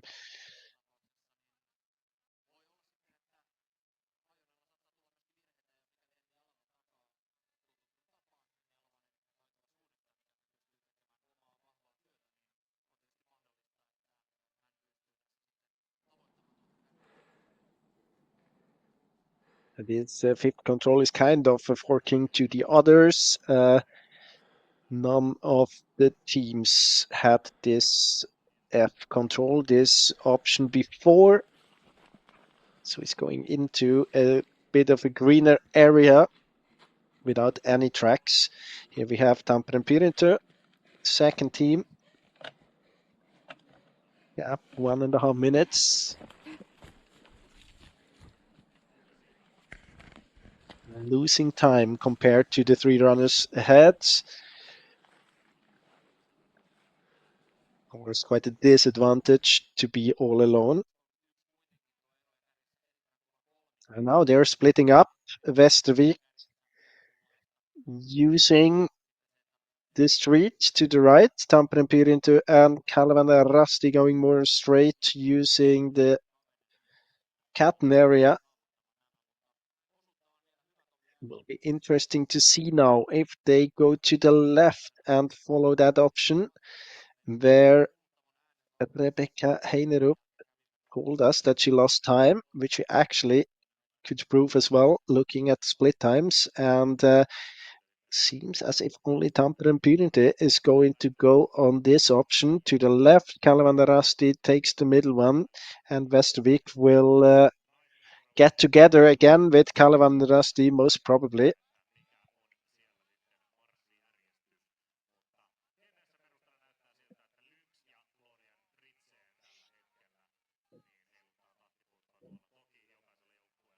It's going to be very interesting to follow now. If Tampere Pirintu will turn to the left just after this hill, running down towards the small track, and then use the left-hand side of this hill to approach the 7th control.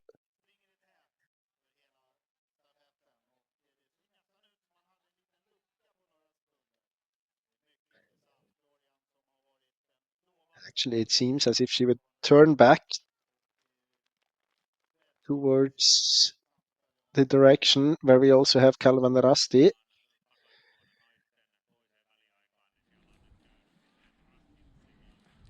Back at control 6. You can see that we had Rasti Jussit, Stora Tuna, and here Kangal was 3 minutes 48 and 3 minutes 49 behind the leaders.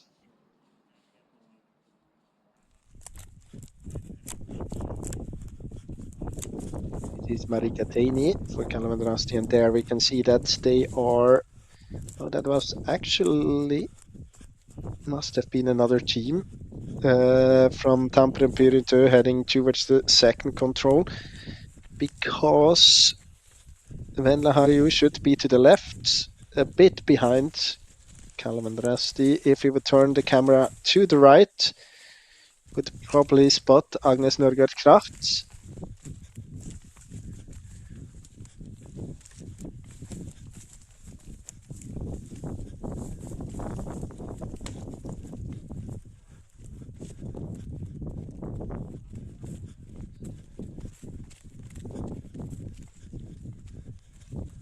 crossing that power line and then heading into the forest again, where runnability is going to be a bit better. Tampere and Pyrintu running up the hill, going more straight. You can see it here. I guess that she's going to lose a bit of time by doing this, but let's see. Depending also on which control you have at control 7.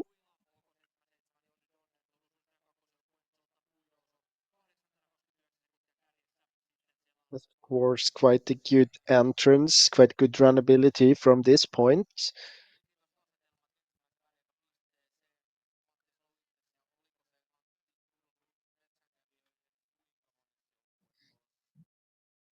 Confident Pyrintu with the G option. You can see Calvin Rusty chose to stay below the hill, going all the way to the I control.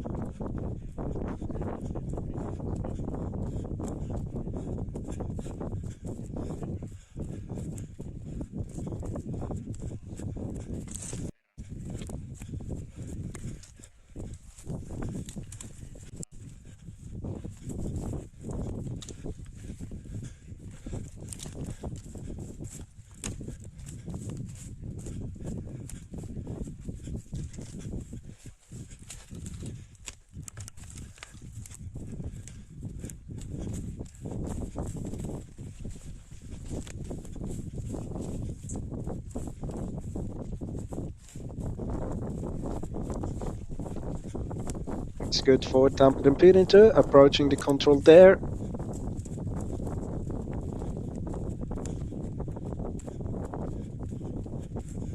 Westervik lost a few seconds on this long leg.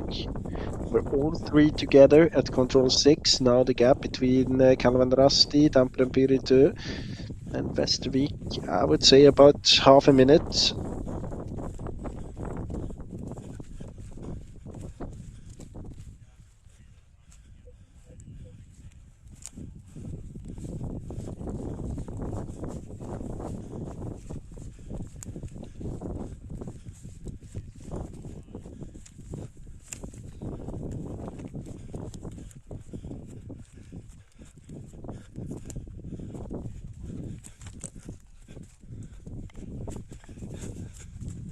And Arjo and Marika Taini together on the way to the 8 control. It's at control 9 where we have the next TV control.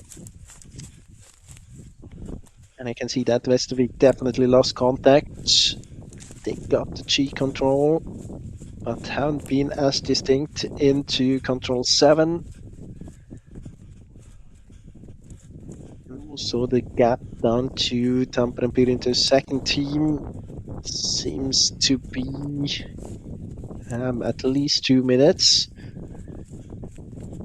Was 1.5 at control 7. So also Annie Jalava lost time on this long leg.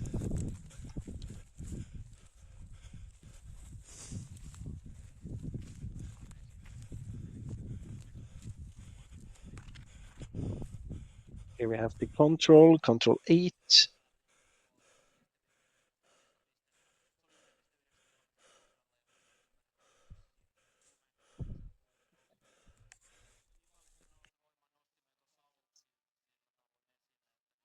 Tampere and Pyrintu's second team approaching the 7th control, approaching the H option. No problems at all.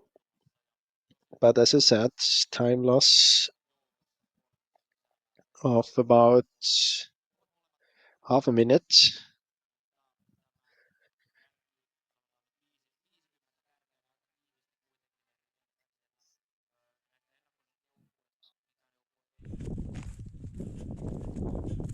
This is Västerviks. OK, Agnes Norgrad Kracht.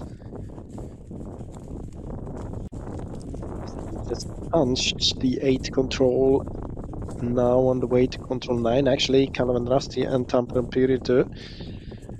He split it up a little bit. Calvin Rusty going more to the left.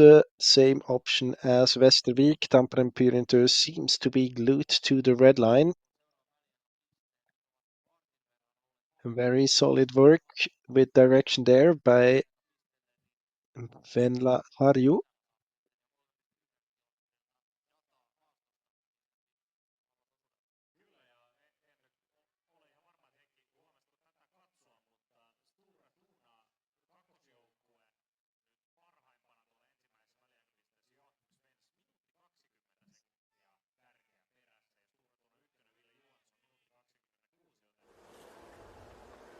Here we have the 9th control, and after this 9th control, the course is going to be different compared to the 2 legs before. There's of course no forking at control 10, so we go straight towards that last hill that we also have seen on the first and second leg, but the first control is not on the top of the hill.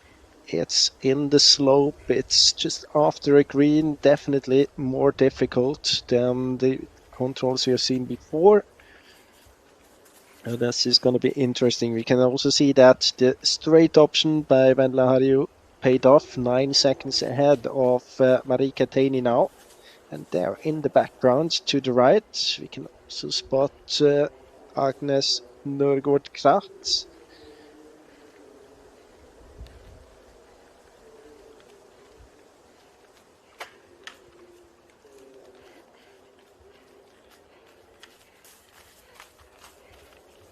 Half a minute, the gap between Harju and Agnes Nørgaard Kraft.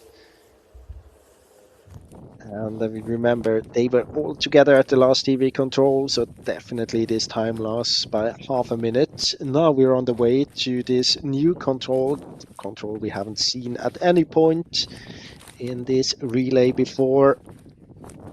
This is Venla Harju.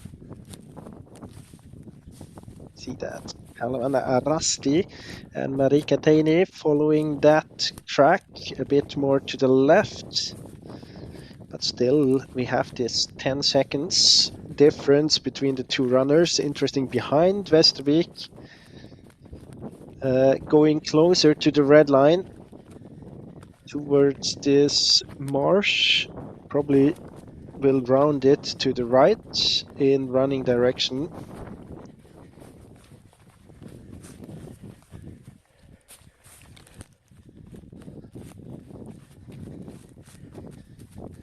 Very soon, Venla Harju will approach a vegetation boundary with a green area behind.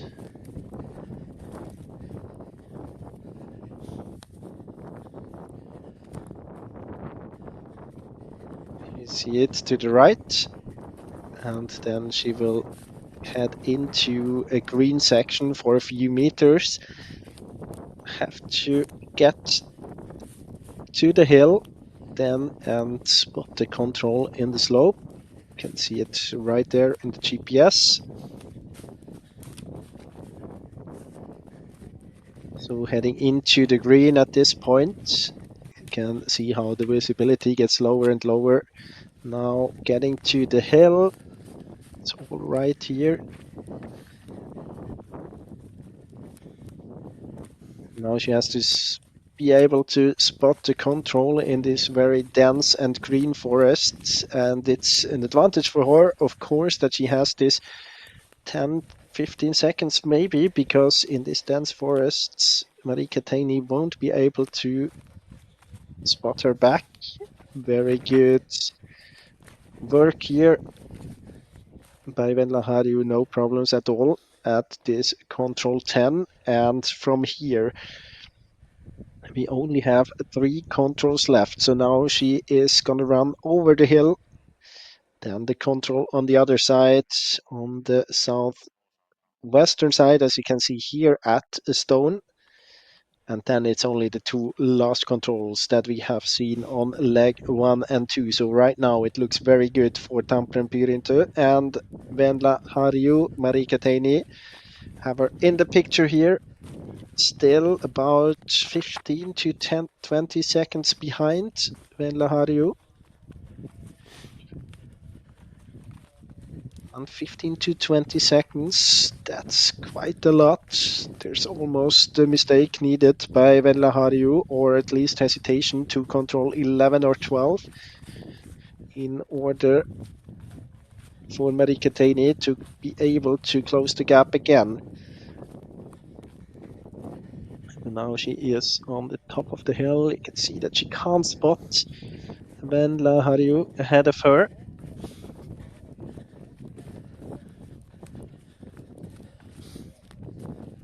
Whereas you can head towards those cracks where we have Tampere and Pirito in just a few seconds. They will guide you with direction towards the control. So the control probably not the most difficult one, but you still can miss it, of course, by only a few seconds. That would be enough for Marika Teini in order to be able to close the gap again.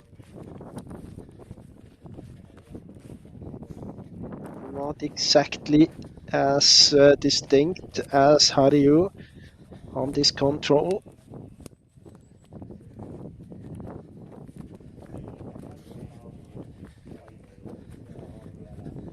So Venla Hariu, as it seems, very soon at this control.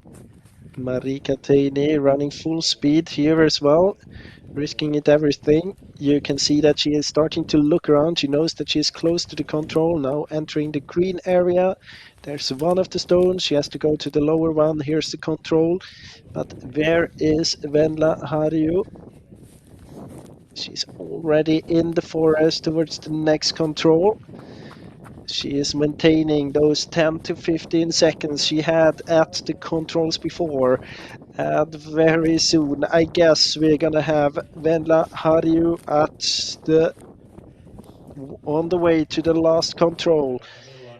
And we are waiting now, shifting camera position to this last control. One thing we can say, it's definitely clear that we're gonna have Tampere and Pyrinto as the overall winner of this year's Relay League in Finland. We can also say that Kalevan Rasti is going to get this second spot because they're going to beat the second team of Tampere and Pyrinto. And it looks very much as well as if we had Tampere and Pyrinto not only winning the overall, but also this very last competition. Here we have the team members of Tampere Pyrinto. Here we have Anni Hanpää, Venla Taulavuori, and also here in the picture, running the last leg, having a smile on her face, did a great performance here, was able to open a small gap out of control 8, and she maintained it perfectly all the way to the finish. No hesitation at all at control 9, 10, 11, 12, and 13. Very well deserved victory, and so proving with that they deserve this overall victory. Tampere and Pyrinto, not only the strongest team here in this last competition, but of course also the strongest club with 2 teams in the top 3. Just behind here we have Marika Teini for Kalevan Rasti. The other team members Siri Silvenoinen and Mia Nittinen.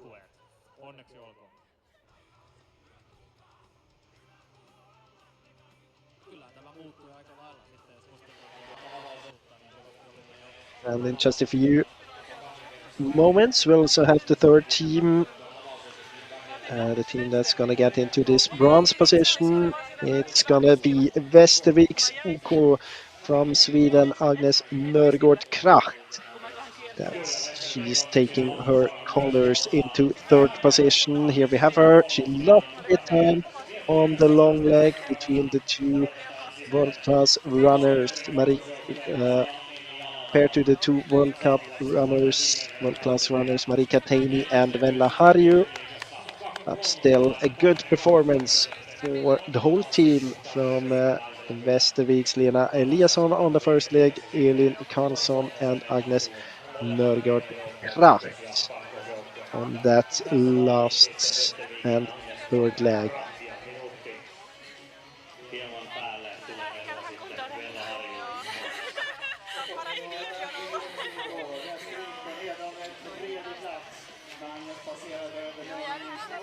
A bit of comparison. The legs on this third leg in the women's relay. Men så var jag sån, okej, shit jag får springa in här istället. Så här då sprang jag in och så var det bara jättejobbigt att springa upp över här. Yeah, discussing the long leg where we had Agnes Nurgerkraut losing the time she had in the finish as well against the two other runners. We're waiting now for the fourth team and the third team in the overall league. It's gonna be the third team, but not the third club. It's gonna be the second team from Tampere and Pyrinter. And we have Annie Jalava taking the red and white machine to this third place overall, to the fourth place in this competition. You don't have to look back that far, Annie, because there's no one coming behind you. Sophie Bachmann was running the first leg, Saila Kini the second leg, and Annie Jalava here in the middle running the third leg. Very good fourth position, but it wasn't good enough to get that second position in the overall standing. They would have needed to beat Kalev and Arasti. They are about 2 minutes behind the team from Jiangsu.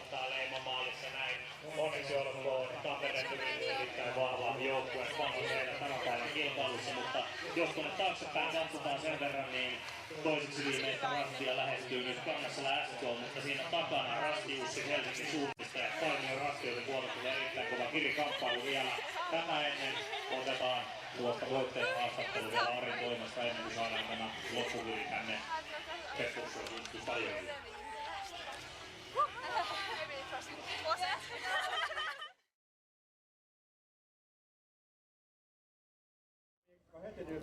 Lämpimät onnittelut Tampereen Pyrintö Venla Harju ja Kalevan Rasti Marika Teini.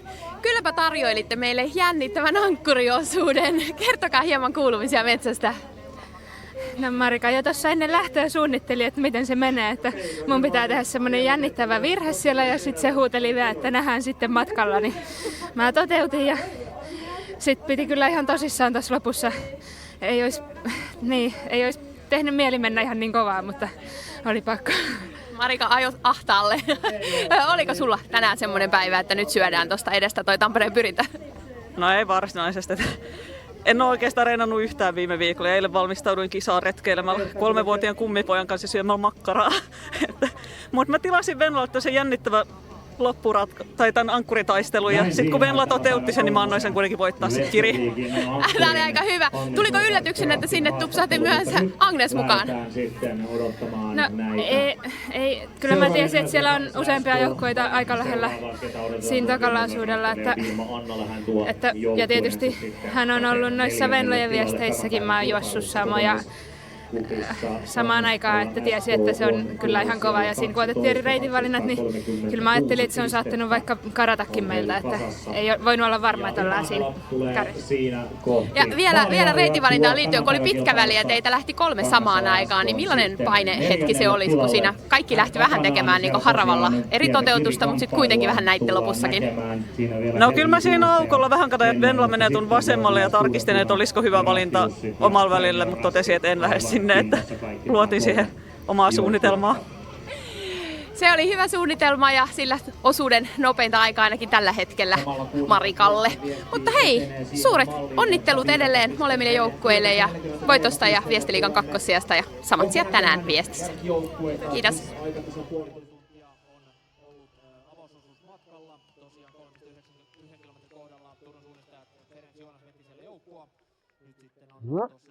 Here we have the standings. We also got the fifth team to the finish, Kangasala Esko Vilma Annala.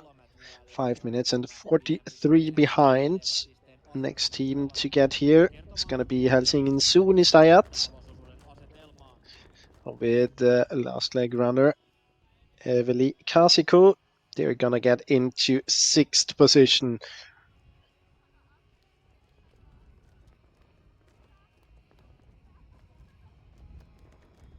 Here we can see her actually in the picture. Just punched there.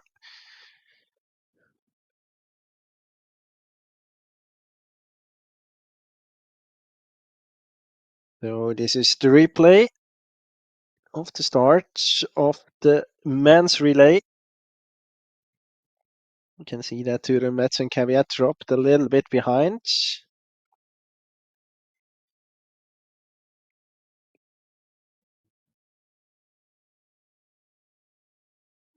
Lynx having a good start here, but with a small mistake to the C option. Kove with a good start. So here we have the teams on the way to the first TV control.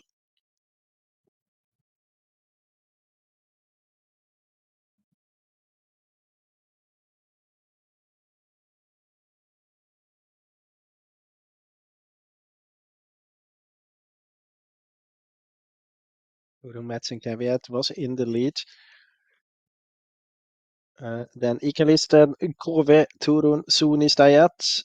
Turun Metz and Caveat's third team, of course. Anton Kuka for Tampere Pyrintu. Then Ikalisten. Rosiva Voima, but second team. K77. Turun Suunnistajat, Helsingin Suunnistajat, second and third team. Lynx, Tampere Pyrintu, second team. Kove, second team. And then you can see that there is a big group of runners approaching the control, just about 50 seconds behind the leaders, behind Turun Metz and Caveat's third team. There's the standings at control 3.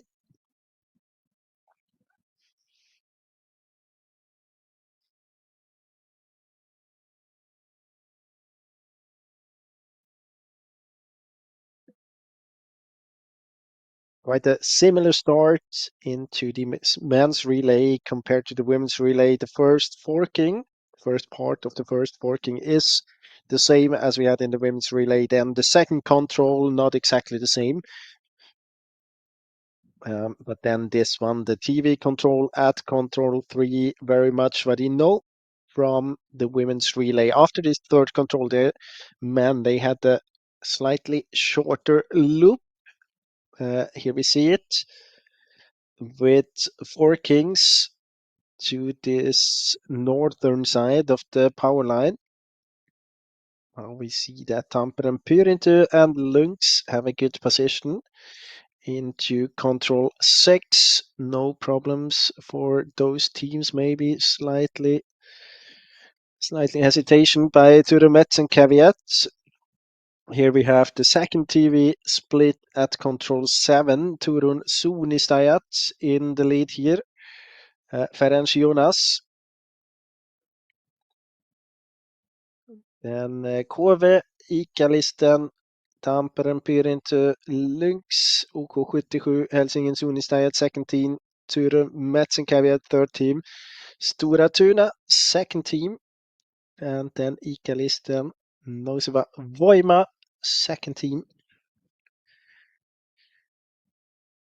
Helsingin Suunnistajat 5 and 6. Turun Metz and Caveat second team. And then many of the other teams following here.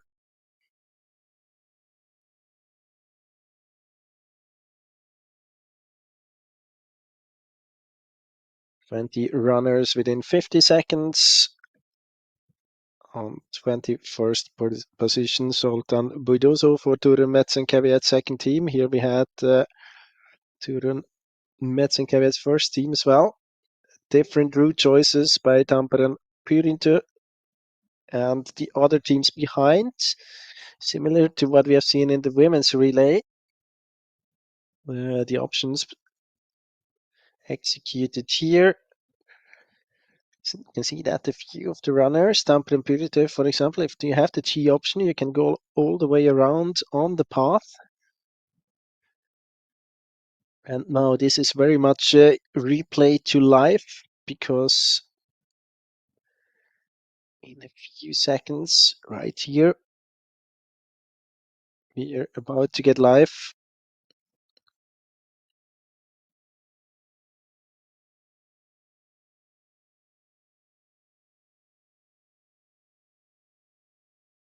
So this is control 12.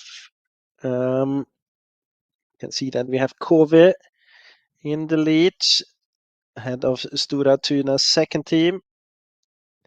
Then Turun Sunistajat, Turun Metzencaveat coming here with Samu Heiska.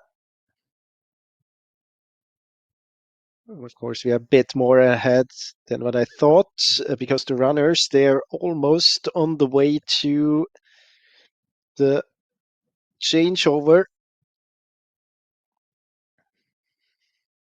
Let's first take a look at this summary from this TV control. 8 teams within 37 seconds, 8 team des Tampere and Pyrintö. And of course, we have a bit of a special focus on the top teams of the overall standing. Helsingin, Suunnistajat, Tampere and Pyrintö, and Ikalisten. So here they have actually 12-13. That's the control we've seen in the women's relay on the last leg. Then the forking. Can see that Stora Tuna with straight to the M control, probably a bit of an advantage. Were able to get on a straight line to M. So now advantage for Stora Tuna's second team, Joakim Svensk.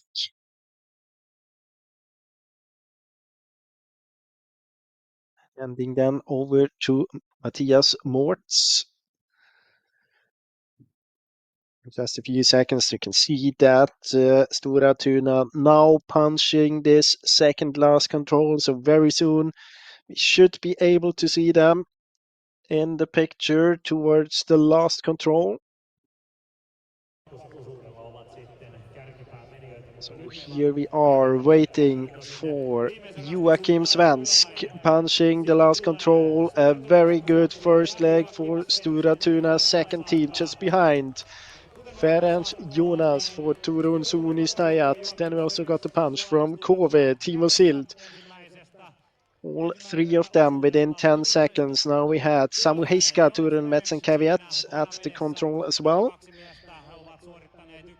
Next one to get there should be Helsingin Suunnistajat, Arttu Syrjäläinen. And Arttu Syrjäläinen, so the first team of the top teams to change to the changeover. So Turun Suunnistajat, she there. I wonder why we don't have Stora Tuna's second team in the graphics, but never mind. Samu Heiska in the graphics for Turun Metzencaveat.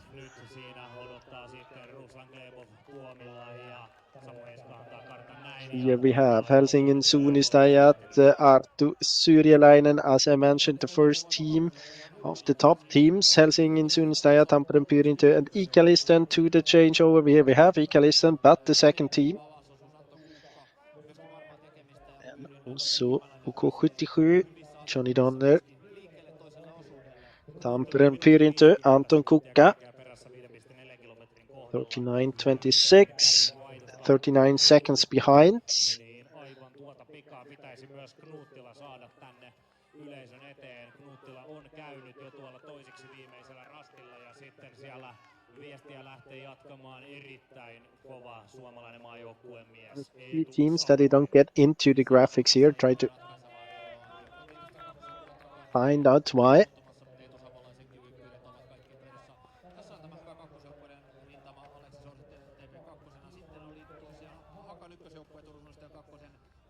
Puidoso siinä tuli myöskin vaihtoon. Olisiko sieltä Lynxin Florian Fritzen? Kyllä vain. Tässä on varmasti So 1.5 minutes since we had the first team at the changeover. Actually, it was Stura Tuna and not Turun Suunistajat. My guess is that there is something wrong in the graphics only because we have quite many of the teams disappearing here. And I can't see any of the teams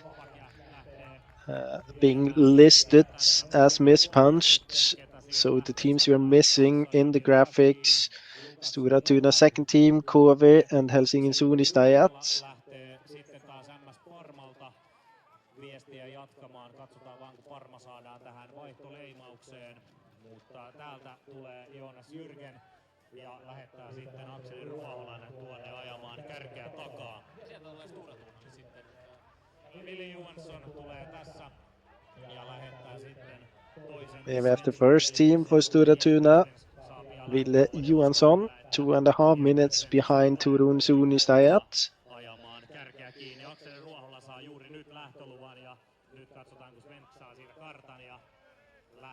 He is sending out.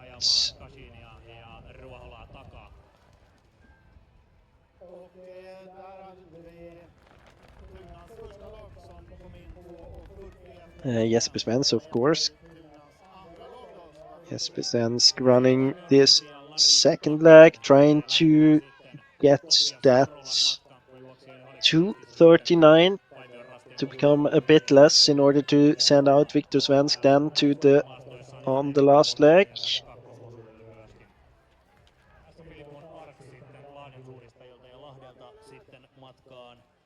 So now we got the other teams into the graphics again. You can see it there that Joachim Svensk appeared again. Nothing wrong with their punches or anything. They just didn't show up in the graphics from the beginning.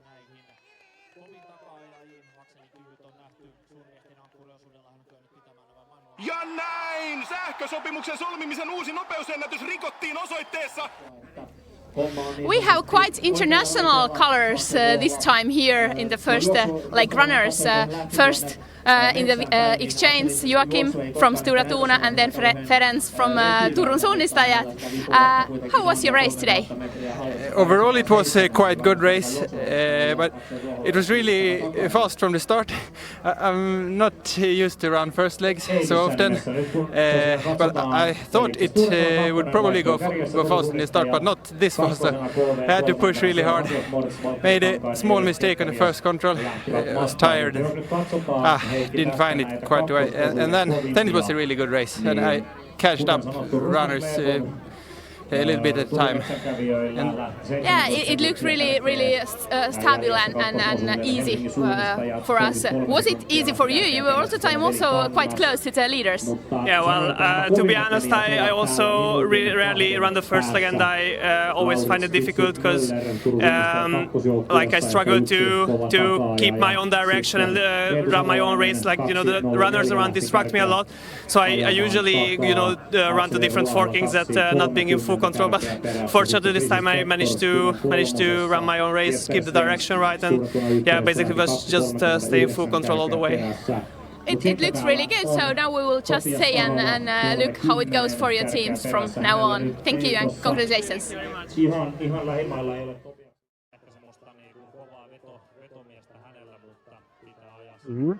Joachim Svensk and Ferenc Jonas, first runners to the changeover.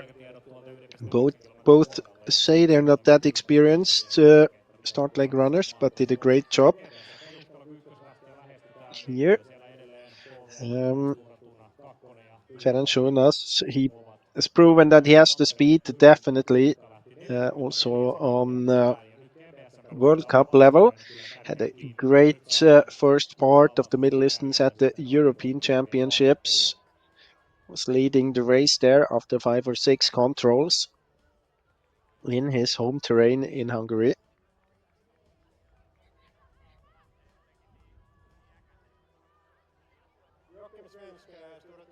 Interesting. If you look at the overall standings, especially that ICA-listen, with Mikko Knutila. He lost more than 2 minutes compared to Stura Tuna's second team. Compared to the other two teams fighting for this overall victory, they are almost exactly 1.5 minutes behind Helsingin Suunnistajat and about 120 behind Tampere Pyrinty. Nothing over, of course, but it is a disadvantage there. 2 minutes behind the leading team at the moment.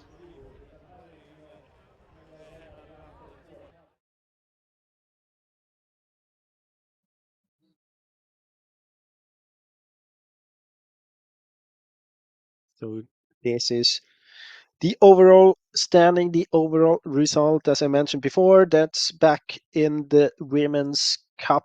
770 points for Tampere Pyrinty, 644 for Kalevandorasti, and 615 for Tampere Pyrinty. Second team, the top three teams in this Women's Cup, in this Women's Relay Cup in Finland.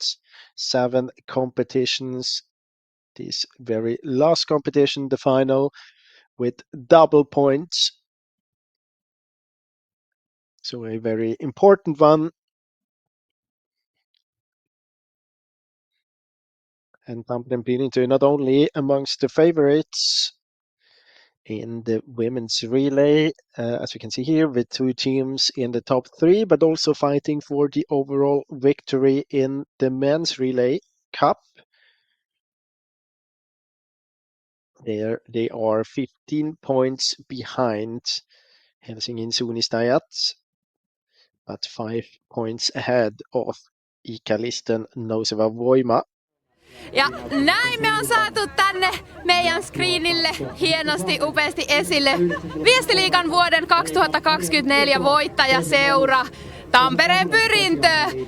Aivan valtavasti ensinnäkin onnitteluja ja nyt me saadaan Suunnistusliiton toimitusjohtaja Mika Ilomäki jakamaan teille Viestiliigan voittopalkinto sekä kiertopalkinto. Toinen osuus lähtee pyörimään Tampereen Pyrinnön, Turun Metsänkävijöiden, KV, Turun Suunnistajien, Sturatunan kakkosjoukkueen osalta. Ehkä tosiaan nyt täytyy huomata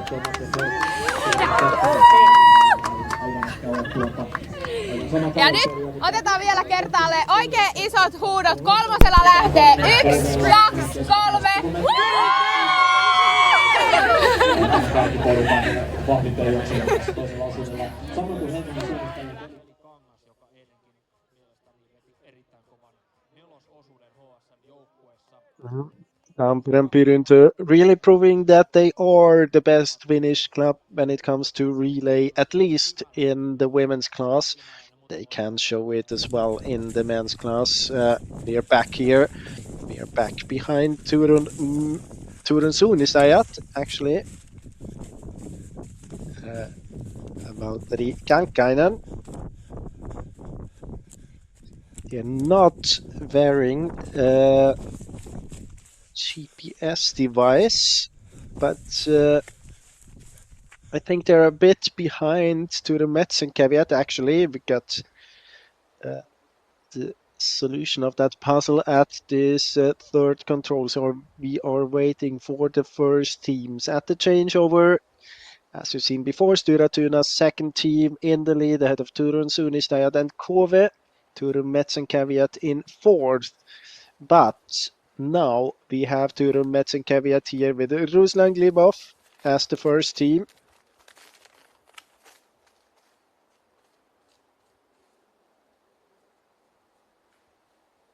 And there seems to be a gap. Next teams to get here, that's Turun Suunnistajat. As I said, not wearing a GPS device. Valtteri Kankkainen took over from Ferenc Jonas, who had a great run on the first leg. Next team to get here, probably Tampere Pyrinty.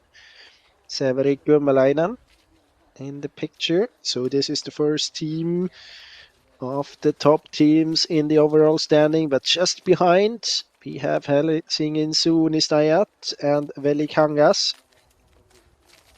And I mentioned it before at the changeover, the third best team in the overall standings. Ikalisten Noseva Voima, they were 2 minutes and 5 seconds behind. They have to get closer now. They have to start changing this trend in this competition, as we had UK 77, UK 77, punching there as the 5th club. We also have a few of the women's team still on the course. This is Kove, Evert Kentamies into 6th. As I said, we are waiting, of course, for Ikalisten. 2 minutes and 5 seconds the gap at the changeover. That's Helsingin Unistajat's second team.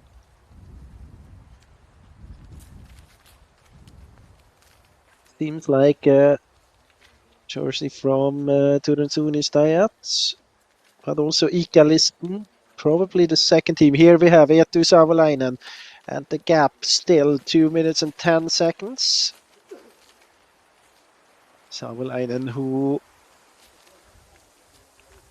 had great performances last weekend. Another very strong runner here, Akseli Ruohola for MS Parma. Then here, 2 teams for Stura Tuna, Jesper Svensk and Mattias Mortz. This is standings of the leg so far. Ruslank leave of the quickest one, Ruohola, Kymäläinen, Svensk. You see that Savolainen, yeah, wasn't really able to win back a lot of time. Won back 6 seconds compared to Kangas, but lost another 12 compared to Kymäläinen.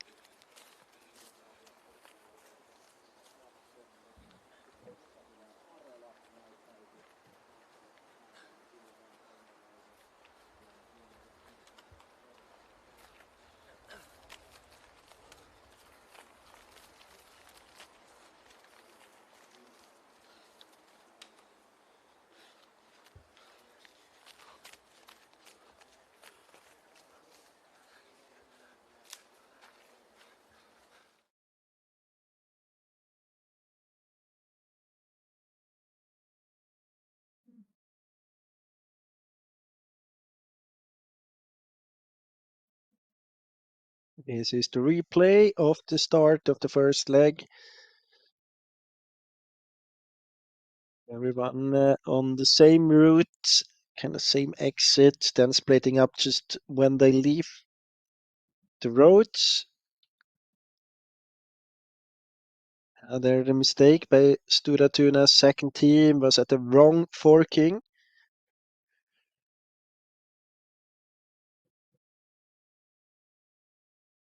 Kove with problems as well.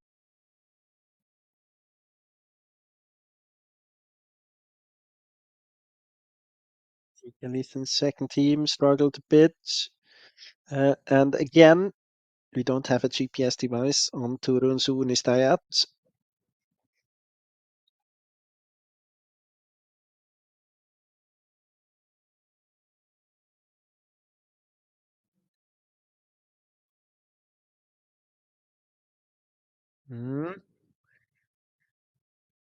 Different forking options here.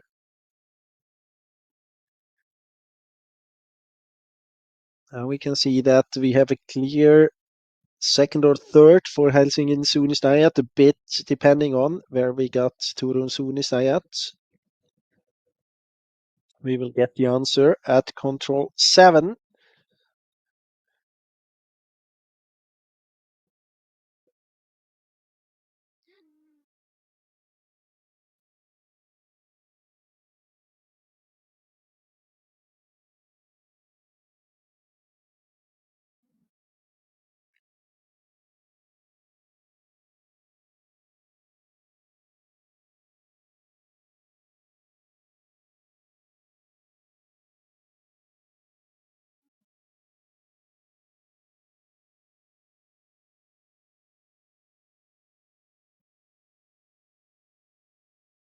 See that the two teams from Ikalisten, different forking options here. Quite interesting actually that Savolainen running this second leg and not third one. Usually is quite a safe card on the last leg. Been running a few of the relays here on the last leg, and with the performance in my mind from the last weeks and month, could have put him on the third leg as well, but they have chosen Teemu Oksanen. That's of course also a good choice, but we are following Ruslan Glebov to the 7th control, to the TV split, and from here, as we had on all other legs in before the long leg to the 8th control with the route choices.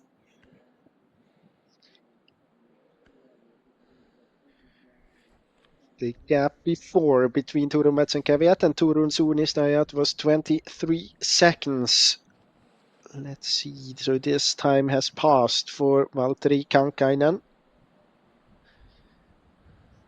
Could still be the second runner to approach here. Or was he caught on the way by Helsingin Suunnistajat or any of the other teams?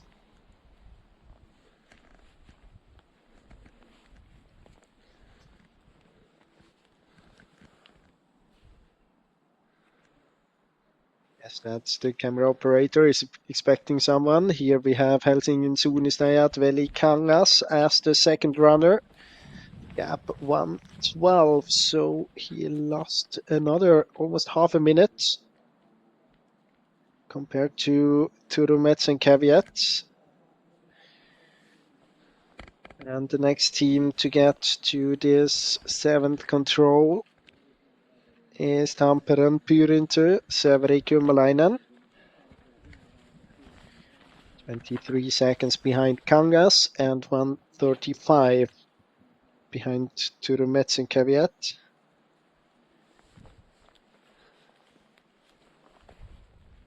So he lost time. It's actually ahead of Kangas at the first TV control. Here we have Turun Suunnistajat. Well, lost about 1.5 minutes. Kove.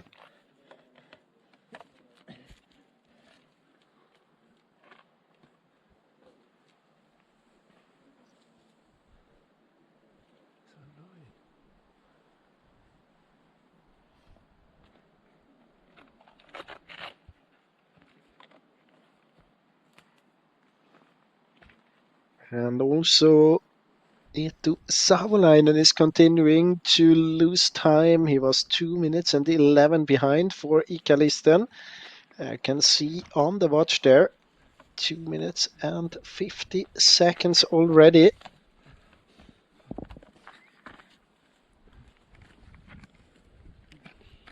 This is Turun Suunnistajat's second team. Here we have Ikalisten, Nouseva Voima, Eetu Savolainen, 3:01. Also have Jesper Svensk for Stora Tuna. Then Valkeakaskan Hakka, MS Parma, Axel Ruola, Paimian Rasti, Tampereen Pyrintö, second team. And Helsingin Suunnistajat second team, Lauri Syrjäläinen.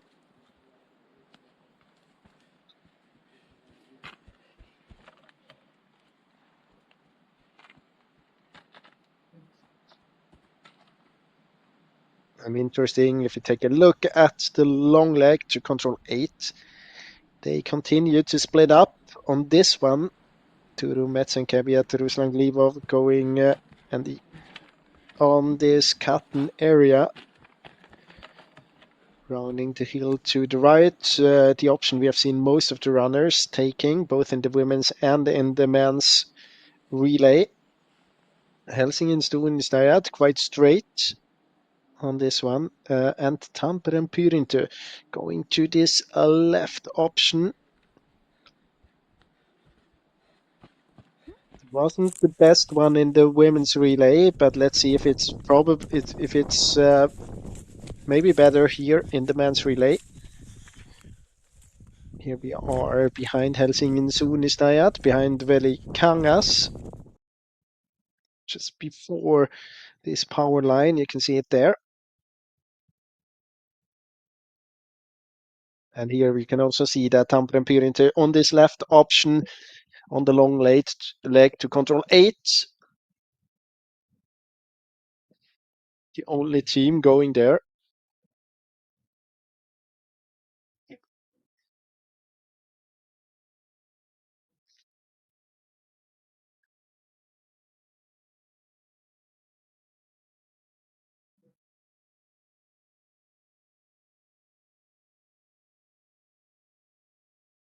No problems for Glebov at control 8. Actually, it didn't have any problems, any hesitations so far on this second leg. That's a great performance by the Ukrainian runner.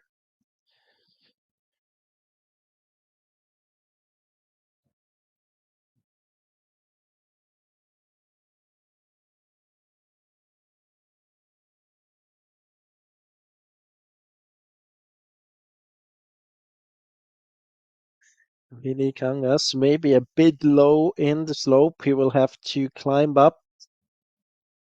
Now 1.5 contours again towards the control. Could have done the climbing on the path on the road and then use that little terrace in order to get to the control. Now we will pass the G control, but needs to go to I.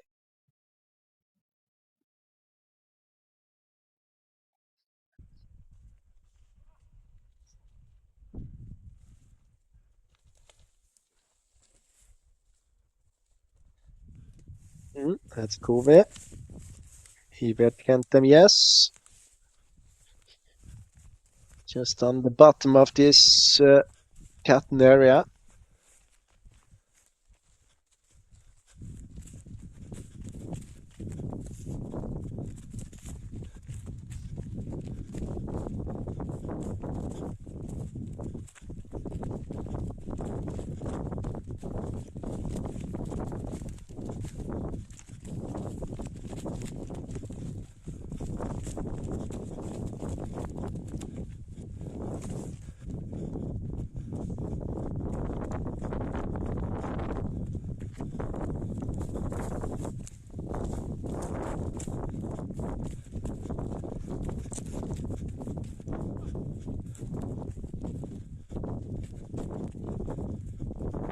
Can see another team there. Looks like Turun Suunnistajat to the right.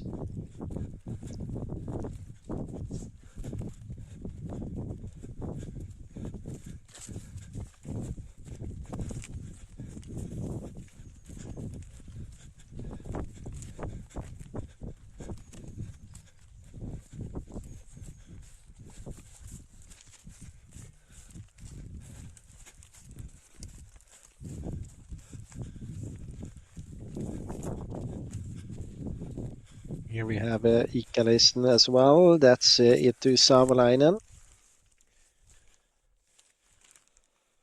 Actually, just around the corner, there's the G control. Didn't see it in the picture. And here, still in the lead, Turun Metsenkäviet, but you can see as well that Tampere Pyrinter is very close to Helsingin Suunnistajat now. The gap before was about 23 seconds. It's less now. They probably have eye contact, or at least Tampere Pyrinter has contact with the eye, because I don't think that Helsingin Suunnistajat is looking back too much here. Veli Kangas should not worry too much about what Severi Kurmalainen is doing just in his back.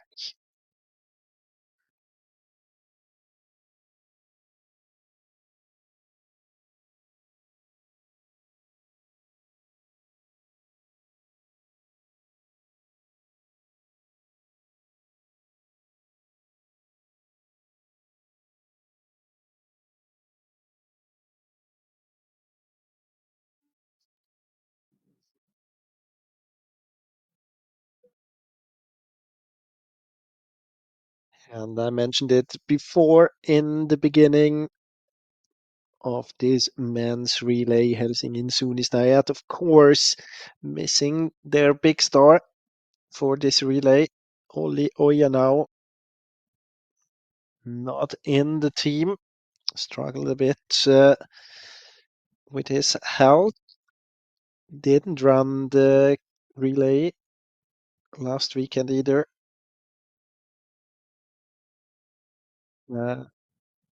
His place is taken over the last leg by Mathieu Perrin, French runner, in the blue colors of Helsingin Suunnistajat. Of course, quite a strong replacement anyway.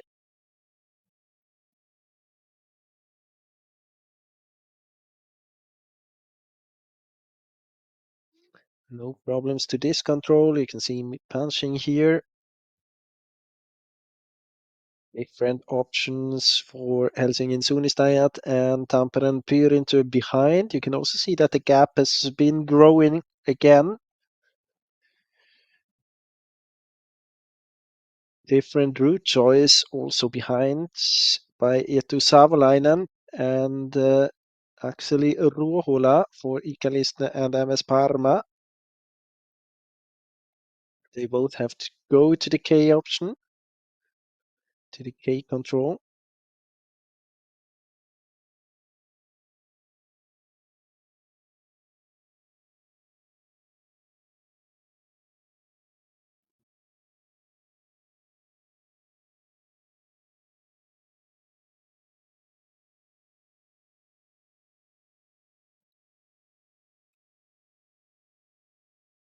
The next TV control, the next split times, you're going to get at control 12. So I would say in about 2 to 3 minutes for Ruslan Glebov. 2024 Viestiliigan naisten kilpailun kolmantena Tampereen Pyrinnön kakkosjoukkue.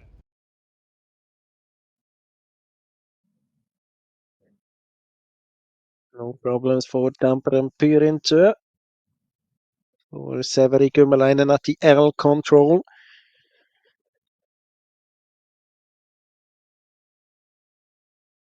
Probably a bit further behind Vili Kangas again.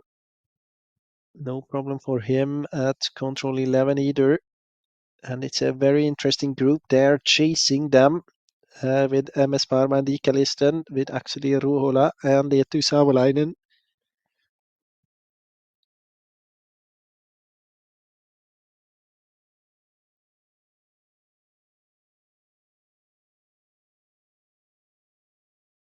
You can see how Kymäläinen really was running around that hills, using them in order to get a good attack point towards the control, towards the null.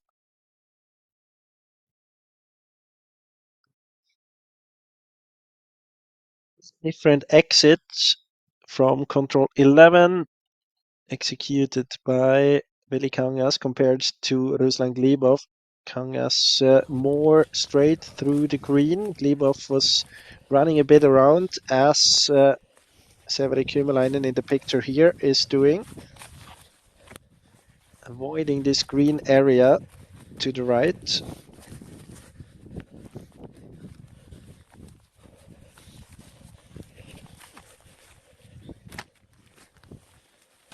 Minimizing time he has to spend in it. This is the only bit, basically, on this leg.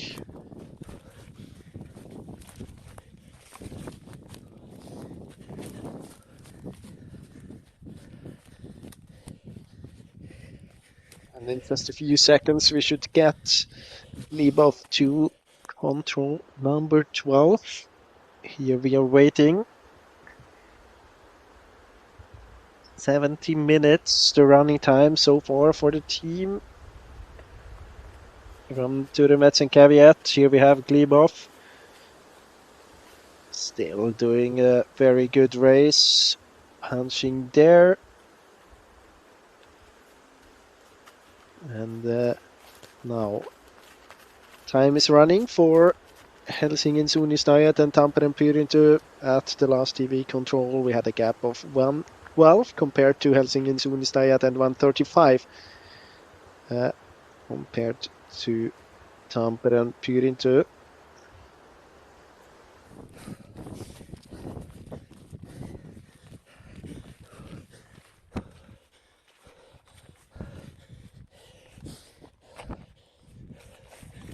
Everi Kymmelainen in the picture.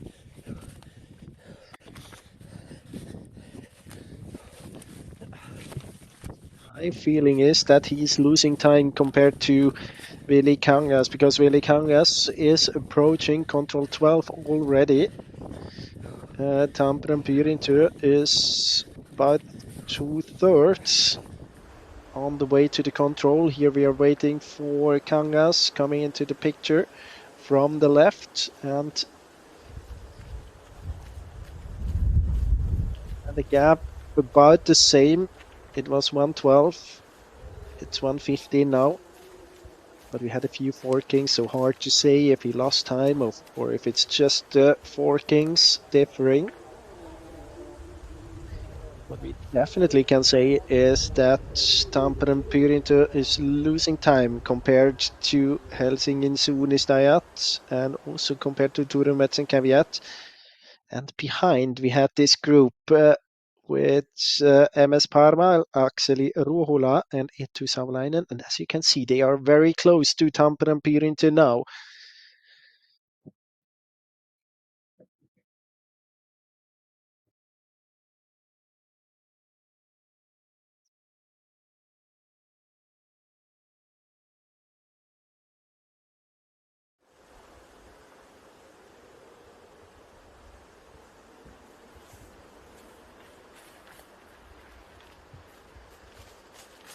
Here we have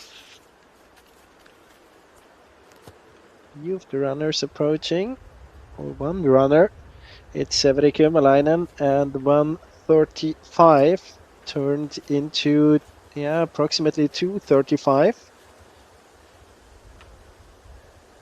Exactly 235, so lost a minute.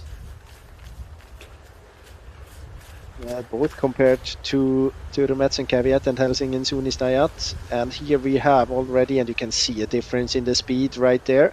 Akseli Ruohola for MS Parma and Eetu Savolainen for Iikalisten Nouseva Voima. And now actually they have been a bit quicker compared to Ruslan Glebov. Not very much, 10 seconds. But they have been quicker.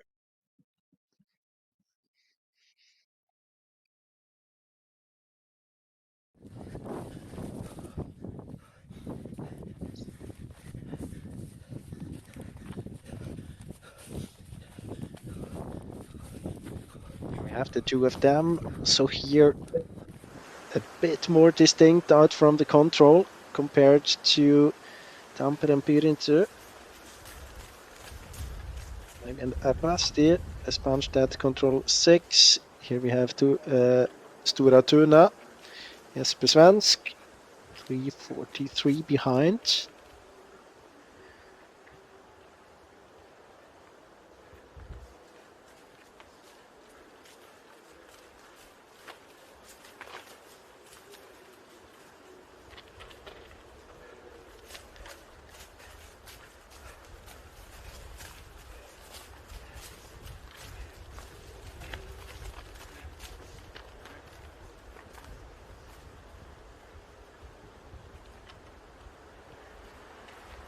Turun Suunnistajat first and second team, and also Kove at control 12.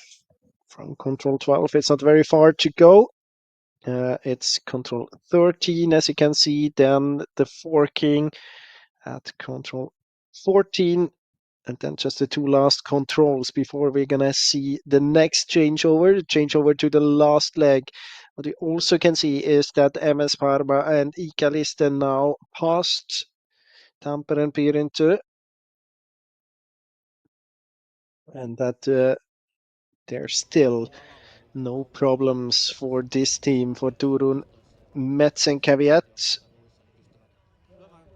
In the picture we can see the last leg runner, for Turun Metsänkääviät, Uldis Upitis.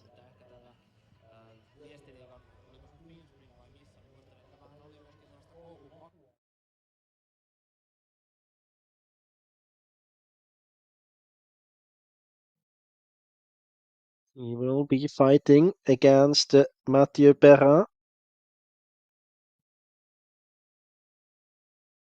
Running then for Helsingin Suunnistajat, Mikko Eerola running for Tampereen Pyrintö.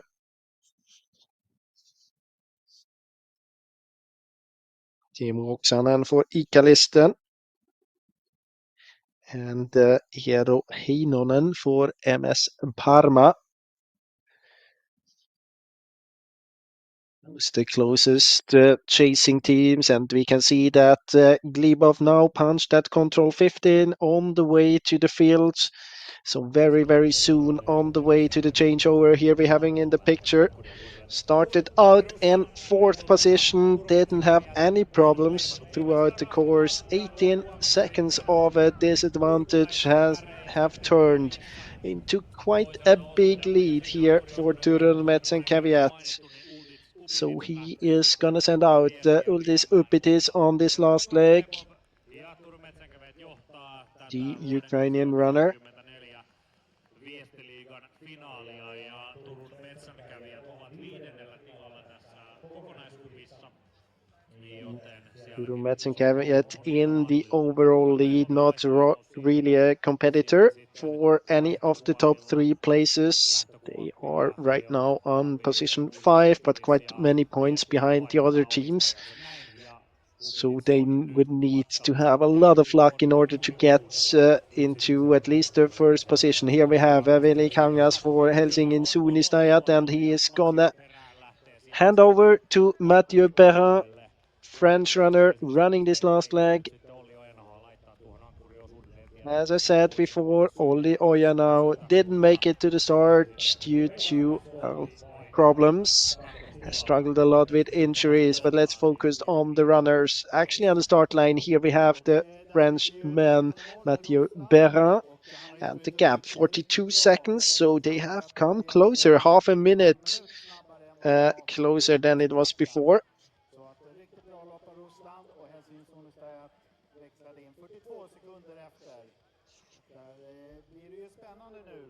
För att det är många löpare som ligger här några minuter bakom som kan gå in och... The next to the changeover should be then Ikalisten and MS Parma. And just to compare their times, they have been 2 minutes and 50 and 2 minutes and 53 behind. It's definitely less. Glebov must have lost time here. The gap is shrinking actually. Here we have first Akseli Ruohola for MS Parma. Then we have Eetu Savalainen for Ikalisten, Nouseva Voima.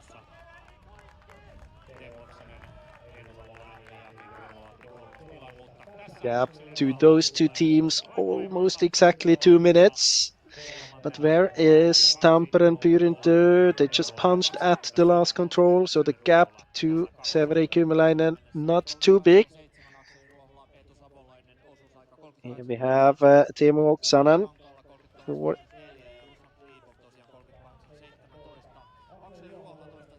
Ikalisten.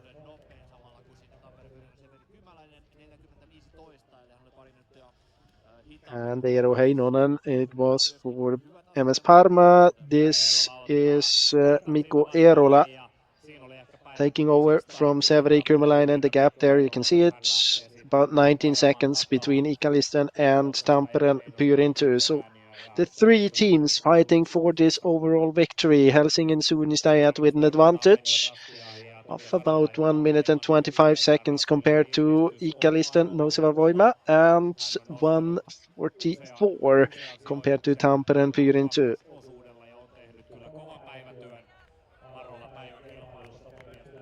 Viimeiset 10 metrit kohti vaihtoleimausta ja Jesse Laukkarinen on siellä puomilla valmiina. sitten ottamaan kartan vastaan ja lähtemään sitten tuonne ankkuri Damien Rusty punching in 6. Topias Arula has been running on this second leg. Changing over to Jesse Laukarinen and Viktor Svensk is running there for Stora Tuna, sending out his Jesper Svensk, of course, sending out his brother Viktor Svensk.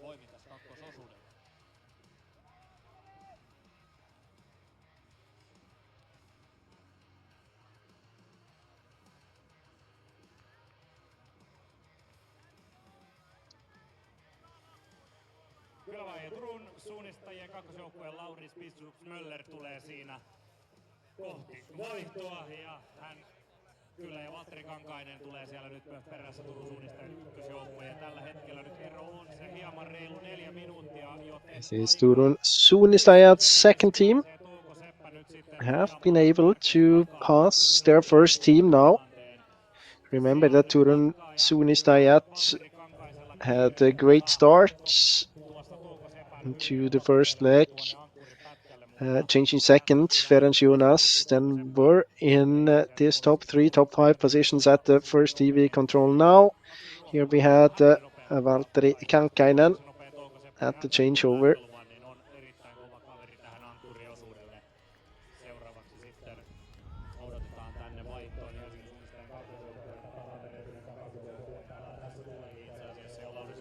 Lauri Syrjäläinen into 10th position, so 10 teams within 5 minutes and 6 seconds after 2 legs, 2 of 3 legs of this last competition in the Finnish Relay League.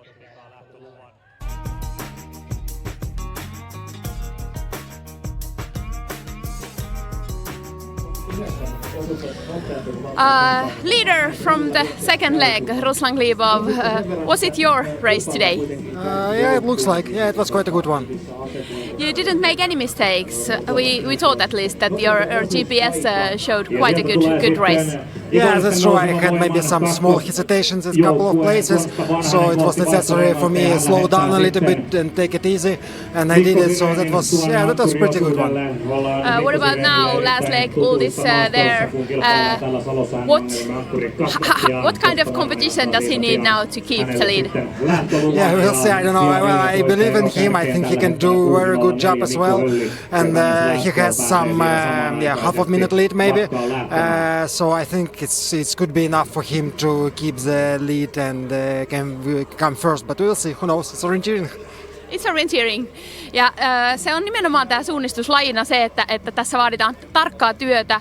Sä teit veli tosi niin kuin vahvaa tasaista työtä siellä ja vedit koko aika tosi hienosti ja valtavasti nousi myös sijoja. Kerro vähän omasta retkestäsi. Joo, no lähtöpaikkahan oli suunnilleen niin hyvä kuin voi toivoa. Kiitokset Artulle siitä. Ja heti tuossa ykkösellä oli semmoinen vähän pidempi väli ja siinä piti puskasta mennä läpi, niin siinä vähän ajauduin huonoille linjoille ja taisi tulla takaa siinä ja porukkaa vähän ohi, mutta sen jälkeen kyllä varsin hyvää, että kyllähän siellä aina pientä parannettavaa on, mutta tyytyväinen voi olla. Minkä verran sä tiesit tilanteesta verrattuna nyt esimerkiksi tässä viestiliigataistelussa, kärkitaistelussa voiton osalta, niin Pyrinnön ja Nouskin tilannetta? Joo, no siis enitenhän tässä nyt kokonaiskisaa mennä ja sen tiesi, että se on aika pitkälti 3 kauppaa. Ja täytyy sanoa, että en kyllä niin kuin sen alun jälkeen juuri nähnyt muita kisaajia siellä, mutta kameramiehiä oli senkin edestä, niin ajattelin, että varmaan ihan hyvin menee, vaikka ei ihan kärjessä olisikaan. Niistä on aina hyvä päätellä, että kuka seuraa perässä, niin siellä mennään kärkisijoilla. Sieltä tuli sitten semmoista takaa jo letkaa. Sä taisit olla siellä aika vetomiehenä, Akseli, vai oliko näin? Ainakin sijoja nousi valtavasti.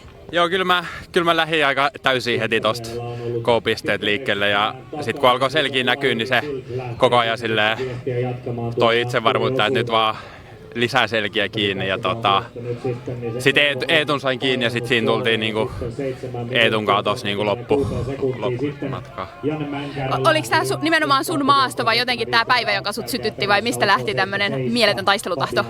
No ehkä se on tää maasto, kun täällä kotikonnuilla ollaan, niin se tulee kun tulee tuolta selkärangasta, niin ei tarvitse kuin vaan lyödä lyödä hanaa, niin ehkä se on vielä viestit kyllä aina sytyttää silleen, että jostain se virta löytyy. Hienoa jännitystä meille tarjositte tähän osuuteen ja suuret kiitokset siitä ja pidetään peukkuja joukkueelle. Kiitos. 4 sekunnin sisään. No, kyllä siinä tietysti Jonathan Ray ja Juuso Metsälä olivat myöskin ihan iskuetäisyydellä. 6 miestä lähti aika tiiviissä nipussa tuonne ankkuriosuudelle. Those 3 runners with big impact here on this second leg.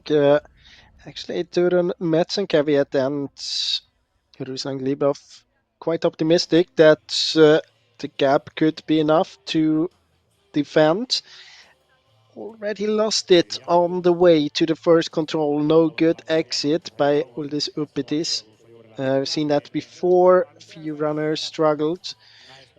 So did he at the first control, or especially the way out. So let's take a look at this.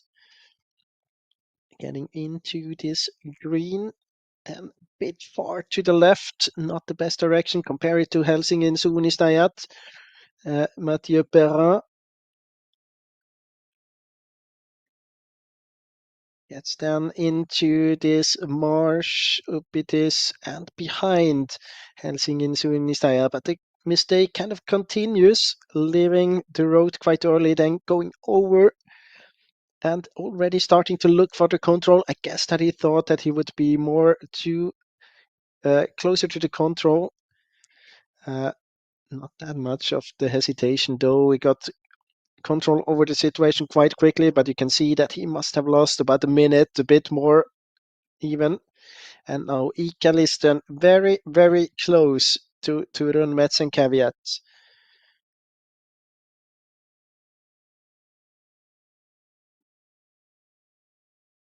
So here we are behind Helsingin Suunistajat.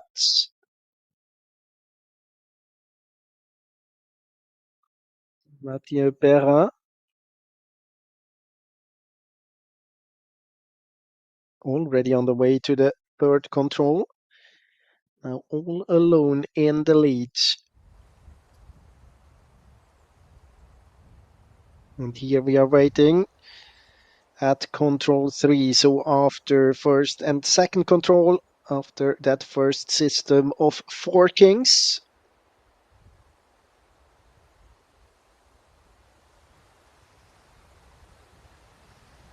Perfect direction into the control, no problems at all for Mathieu Perrin, punching right there as the first team. Helsingin Suunistajat, the leaders before this last competition of the Relay League. Now also the leaders in this last race. So it looks good at the moment for the team from the capital, from Helsinki. You can see there that behind we have Turun Metsenkävijät, Tampere Pyrinto, Ikalisten and MS Parma all together.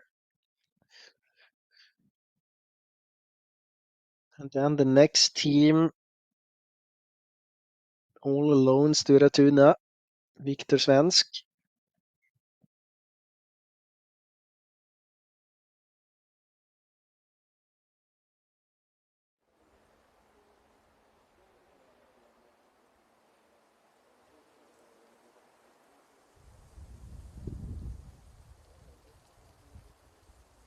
So now we are waiting at this third control for the group we have seen in the comparison.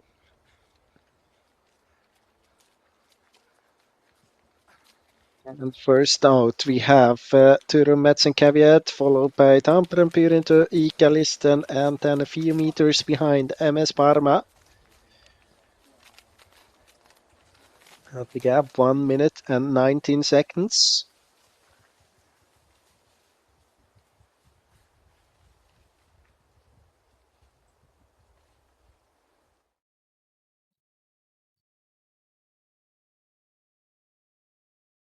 And as you can see, there's no forking now here in this part on the last leg. Everyone has to go to this fourth control. It's a control that no one had on the first 2 legs. So that's a fresh control.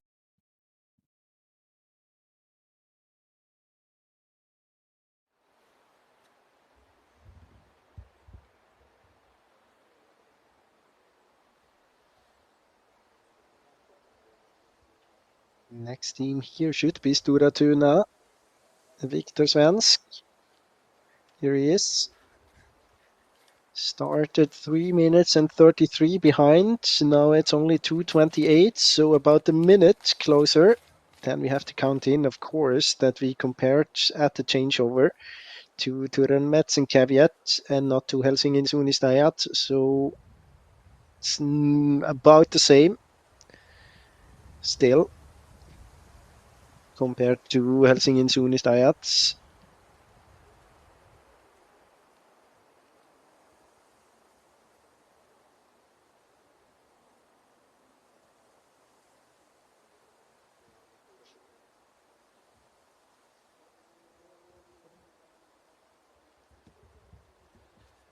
Now, next team should be Turun Suunnistajat. They actually got a GPS device now.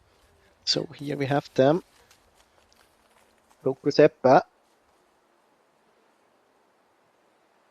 3 minutes and 17 seconds behind. Good start for Seppa.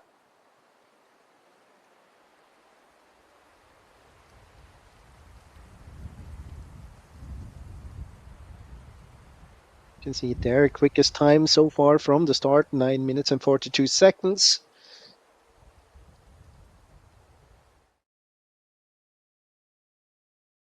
But in the lead, still no change. We have Helsingin Suunnistajat approaching this fifth control. Then we have the 4 teams behind chasing slightly different routes. We could see that Helsingin Suunnistajat, they chose to take this yellow exit. Must be kind of a old track, and then cross that small valley a bit further to the south.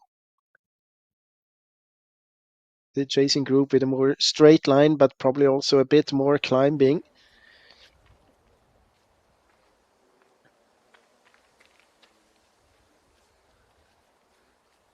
That's control 3, waiting for Paimen Arasti and Helsingin Suunnistajat's second team.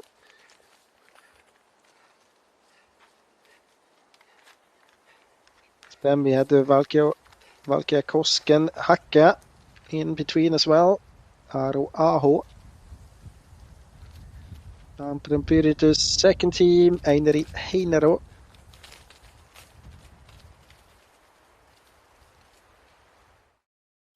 Now actually, look at that. Stora Tuna with a mistake. Viktor Svensk to the fourth control. Had a good start into the competition. Now I would say he lost about 40 seconds. Is together now with Turun Suunnistajat.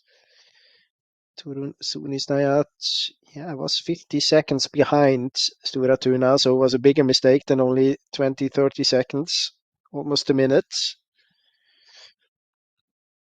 And still a very, very good performance by Mathieu Perrin, approaching sixth control very soon. Maintaining that lead he has, defending it against 4 other runners chasing him.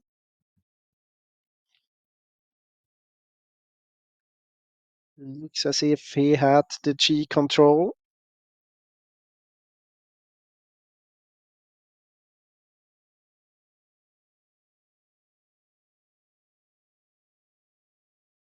No problems at all for Perrin. And the next control, the 7th control, will be the next TV control as well.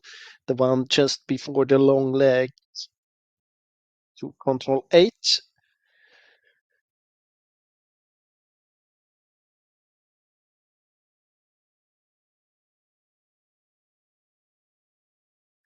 And if you look at the group there, it seems as if the blue point, the blue dots from MS Parma, maybe a few meters behind Tampere and Pyrrhinsö, Ikalisten, and Turun Metz and Caveat, might be an inaccuracy as well by the GPS. We're gonna get that answer at control 7.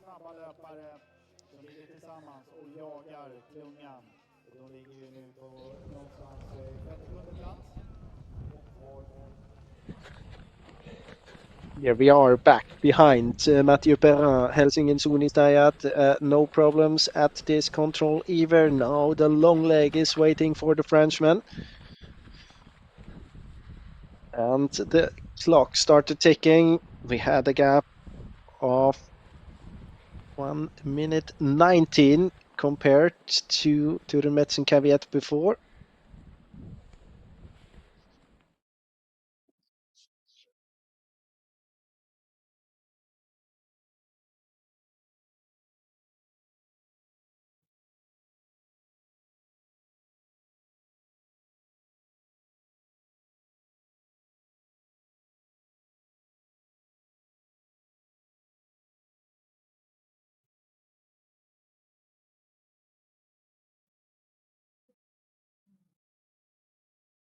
The different options for the different teams. Ture Metz and Caveat and Tampere Pyr into the same control. Control I, Ikalisten had the H control, and MS Parma G. None of the teams with bigger problems. They should be all together when they approach the 7th control.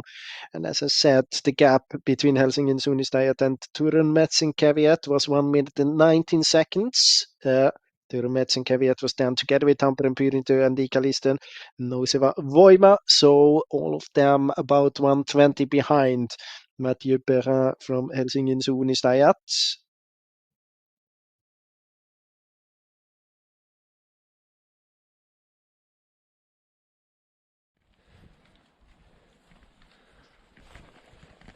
Here we see Tampere Pyrinto and Ikalisten.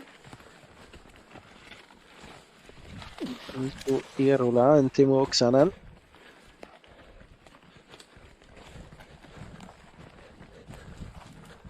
MS Parma as well.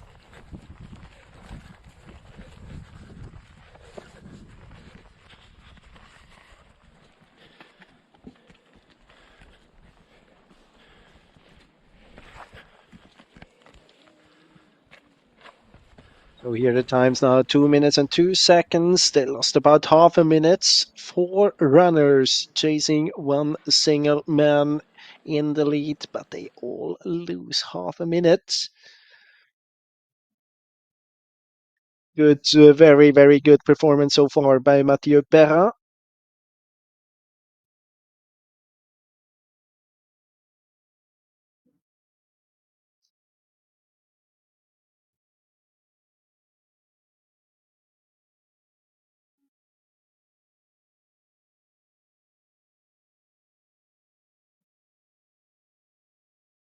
And we can see that the next teams we are waiting for, Turun Suunnistajat and Stora Tuna.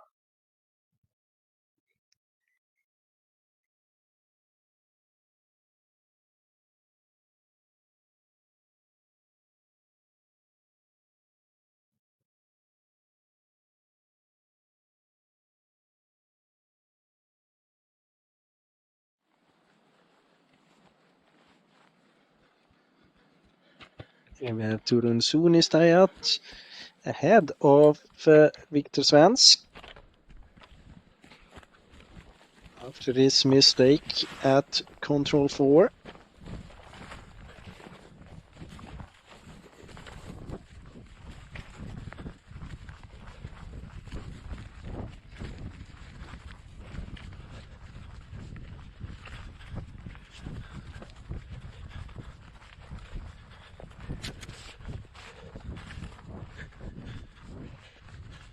And looking at the GPS, I can tell you that the 4 chasing teams, now we see it in the screen as well, all on the same route, also on the same route as Helsingin Suunnistajat. Mathieu Perrin soon approaching that 8 control already. We have him in the small screen up to the right. Very nice runnability just below the hill. Now you can see that there was this small crack, so the GPS is a little bit delayed. Very soon he will be heading up into the slope in order to get to that re-entrance.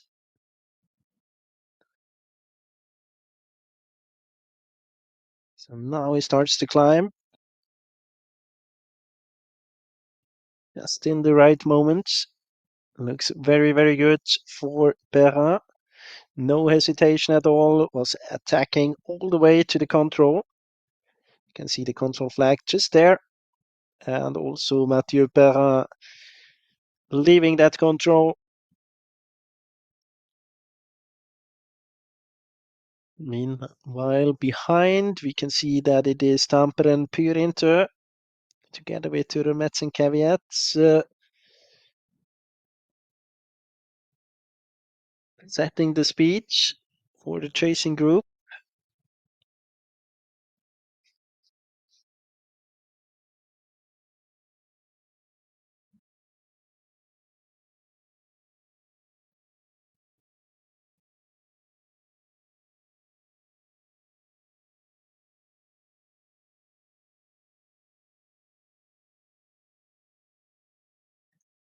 All of them gonna go straight over the hill. It'll be very interesting to see the next split time, but we won't have it until control 12, actually. So we have to wait for another, say, 5 minutes until we're gonna have Helsingin Suunistajat there, maybe even 6 minutes.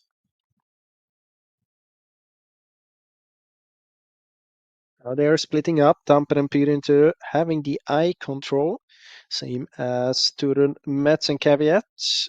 Going a bit more to the left, of course, gets a very good hint about where exactly he is of this power line.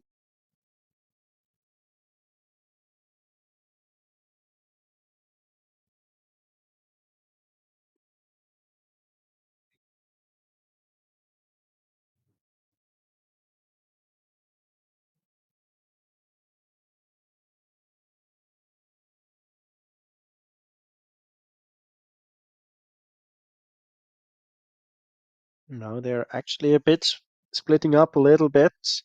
Not that gathered together anymore, but you can see that they almost all of them different controls. It's only Turun Metz and Caveat and Tampere and Pyrintu which have the same option. Was about the same to go a bit more to the left or keep the straight line. Same for Tampere and Pyrintu and Turun Metz and Caveat. They now get both to the eye control without any hesitation. Ikal is still following them, but they have to continue to the H control. MS Pharma, though, they should not be following the others. They are too far to the south right now. It's going to be crucial for Parma, for Eero Heinonen, to get control over the situation again. This is Teemu Oksanen.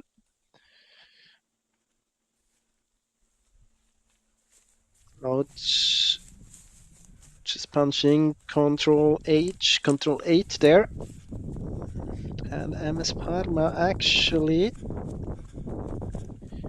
they have not been turning back to the G control yet.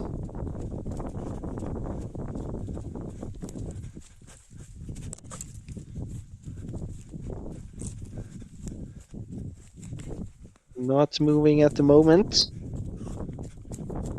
No control over the situation. Eero Heinonen.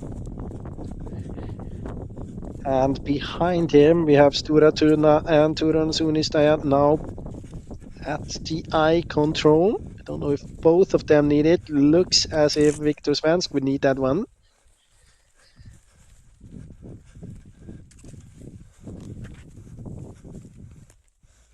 This is control 9. And here we have Tampere and Pyrintu. So Tampere and Pyrintu, Ikalisten and Turun Metz and Caveat more or less together. MS Parma still having problems at the 8 control.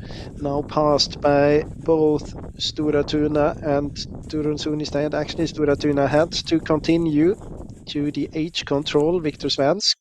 So now again, advantage for Turun Suunistajat, and you can see it now that MS Parma has got control over the situation again, but they have to go back. So they are definitely out of this group, they're definitely out from the decision.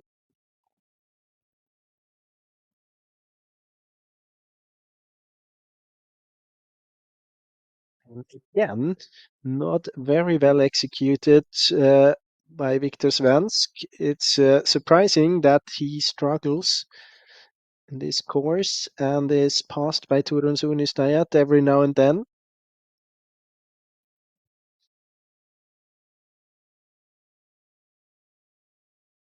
Soan ja kyennyt vuotautumaan tuohon Suomen maajoukkueen ryhmään aivan Ruotsi-otteluun asti 3000 metrin esteessä ainakin, mutta tällä hetkellä... Nyt 3 minuutin virhe viestiliigan finaalissa. Se oli kohtalokas iso virhe. Kävi kaikki hajontarastit läpi ja sitten vasta viimeinen.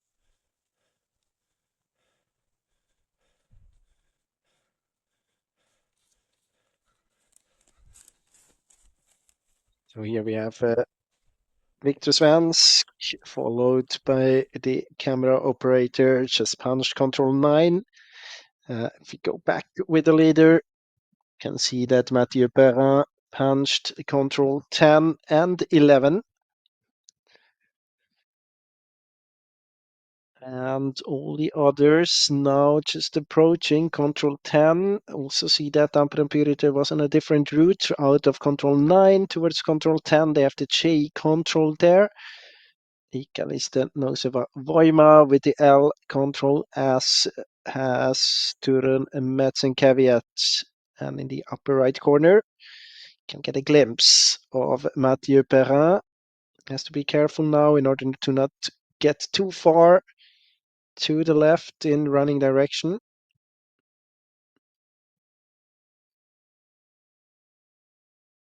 Turning back here, guess he was looking for good tracks, maybe animal tracks in order to get down the hill. No problems for Tampere and Pyrinte. Turun Metz and Caveat and Ikalisten still have to get to their control.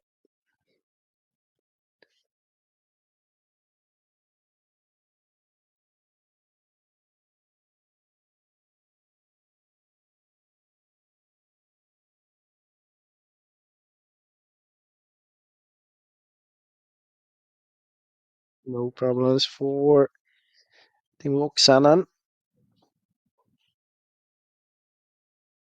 and Uldis Upitis.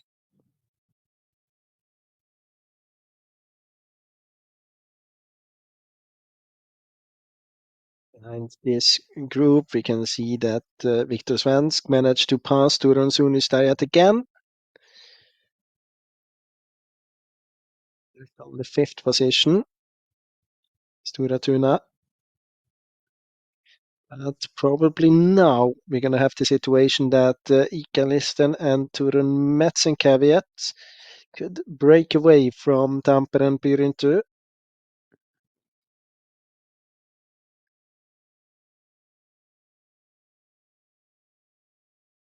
He decides, will they go through the green or will they go the same way as Mathieu Perrin?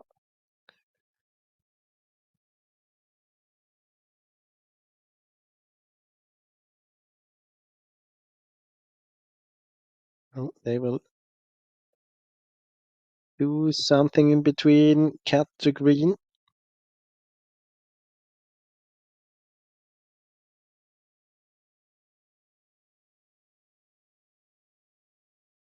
And problems there for Tampere and Pyrintö. I don't think that he punched the control. Mikko Eerola. Now I think he got it. But now the gap to Turun Suunnistajat, which managed again to pass Stura Tuna. It's not that big anymore, maybe 30 seconds.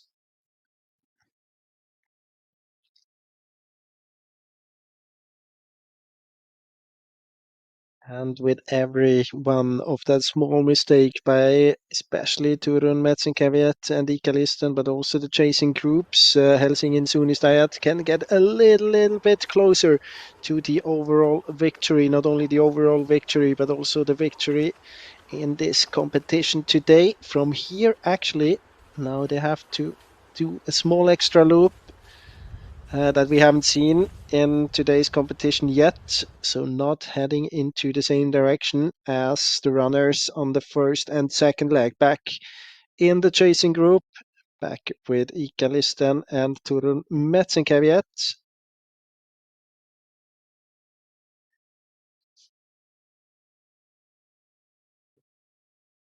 And the gap before at the last TV control was quite a while ago, about 15 minutes ago. 2 minutes and 3 seconds compared to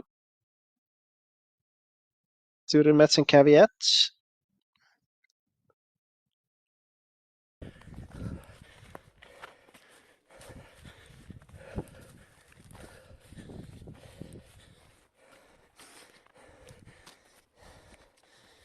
Not as much anymore, but still close to 140.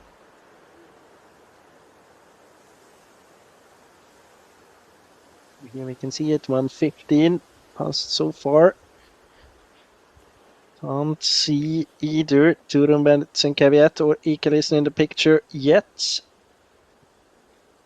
Now the camera slightly turning to the left, usually a sign for runners to appear. Here we have them.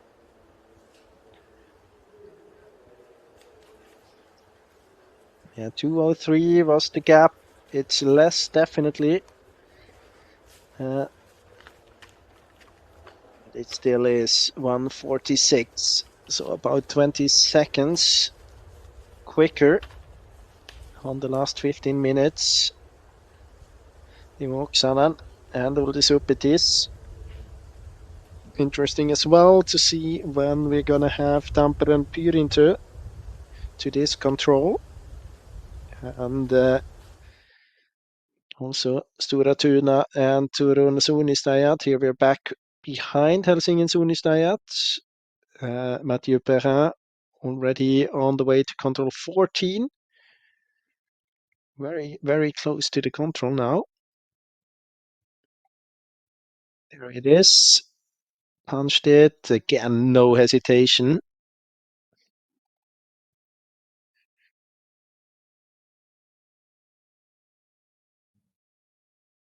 And we should not very soon see the next teams to get to the 12th control, to the TV control. It's going to be team 4, 5, and 6 because we have Turun Suunnistajat into 4th, Viktor Svensk into 5th, Touko Seppa just ahead of Viktor Svensk. And here we have Tampere and Pyrinto.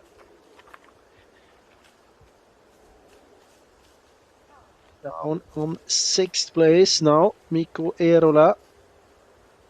Now has to be careful in order not to lose the other two teams. In order to not lose Turun Suunnistajat and Stora Tuna. So now the last long leg for Helsingin Suunnistajat and Mathieu Perrin. This looks very, very, very good for Helsingin Suunnistajat in order to take this overall victory.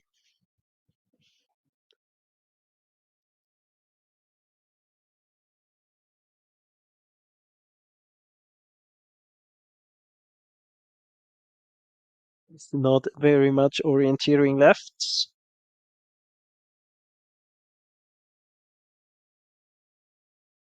You can also see that the chasing group a bit far to the left, a bit far to the north, to the 14th control.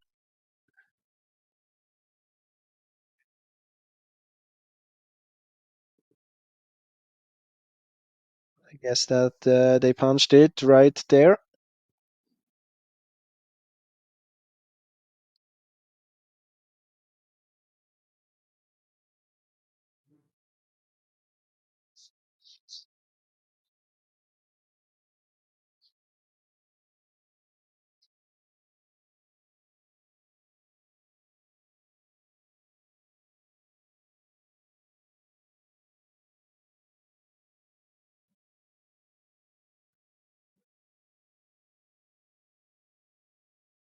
And having the standing as they are at the moment, we would have a change in the overall competition. Let's take a look at this. We can see that it's Ikalistan going straight through the green. Turun Mets and Caveat taking the path and the road.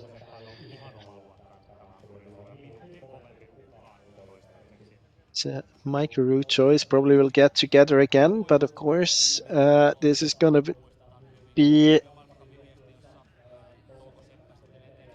taking a lot of energy for the runners.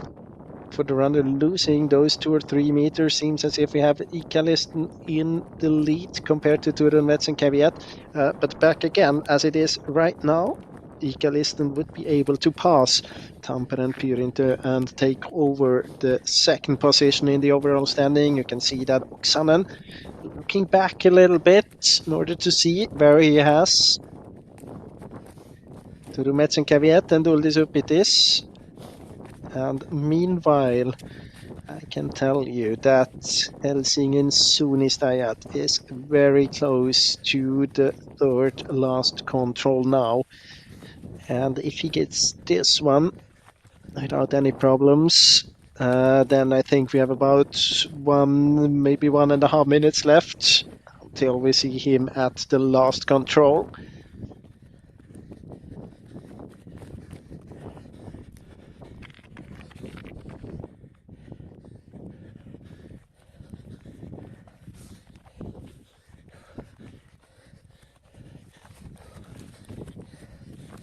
Still only a few meters between Oksanen and Upitis, but it is tough to close that gap. It's kind of a similar situation that we have in the women's race where Marika Teini was chasing Vendla Harju.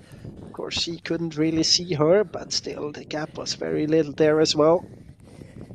And Mathieu Perrin has punched control 15, now on the way to 16.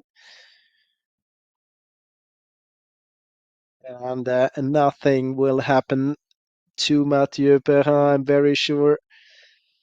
When it comes to that, he is now in the circle at control 16 in just about 15 seconds. We're going to see him coming out to the arena, coming towards the last control, as we see in the picture. Turun Suunnistajat, Tuukka Seppä, and Viktor Svensk. And what we also see is the whole club, maybe not the whole club, but many of the club members of Helsingin Suunnistajat celebrating the victory, both in this competition, but also, and that's why we see the whole club here, but also in the Relay League 2024. Of course, it's not only a thing of the first team, because you have changes between first and second team runners, especially counting in Jukla also as one of the competitions. Quite many of the runners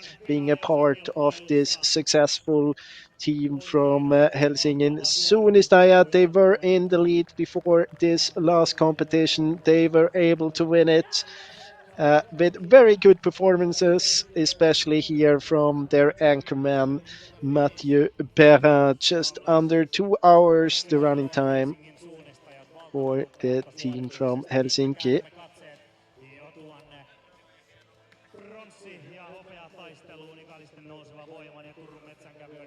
And behind, we now have here in the picture, we can see that Ikalistan already punched that second last control, now on the way out towards the arena. It will be very, very tough for Uldis Upitis to get back into the fight for the second place. Here we have Teemu Oksanen for Ikalistan, Nouseva Voima. Ikalistan not only taking the second spot in this competition, they are also passing Tampere and Pyrinto in the fight for the overall second spot, taking their colors into this second position just behind Helsingin Suunnistajat.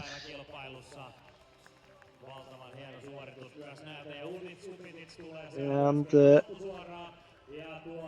can tell you, of course, the three team members for Ikalisten, Mikko Knutila, Eetu Savolainen, and Teemu Oksanen. Actually, they were 2 minutes behind after first leg, so really good races were needed by the following two runners. We also saw that Savolainen not having the best day in the beginning of the course, but then they turned it around into their favored team. Just to give you this one as well, winning that competition for Helsingin Suunnistajat,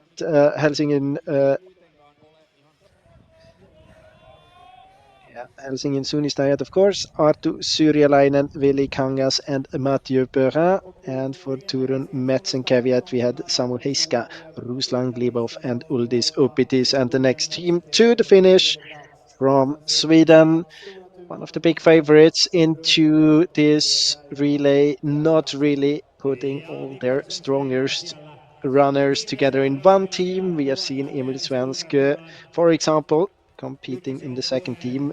We also had the second team winning the first leg. So the end of a training camp for Stura Tuna. We have seen a few mistakes though by a few of the runners, also from Viktor Svensk, but still he managed to take the yellow and black into the fourth position. And behind him, Touko Seppä for Turun Suunnistajat. Good competition for Turun Suunnistajat into fifth. 2 minutes and 57 seconds behind. Next team to the finish, the third one in the fight for the overall victory. In the end, we had both Helsingin Suunnistajat and Ikalisten Nouseva Voima stronger than the team from Tampere. So the winners in the women's relay league are not gonna take the double. They're gonna end up in third in the overall ranking. Mikko Eerola 3 minutes and 31 behind Helsingin Suunnistajat.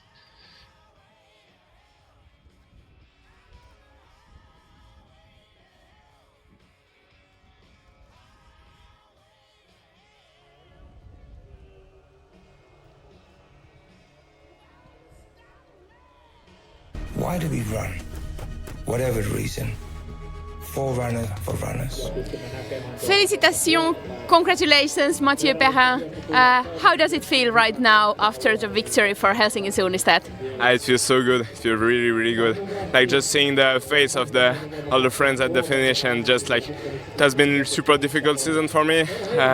Big down in the middle, so now I'm super happy to just finish off the season with the club like that.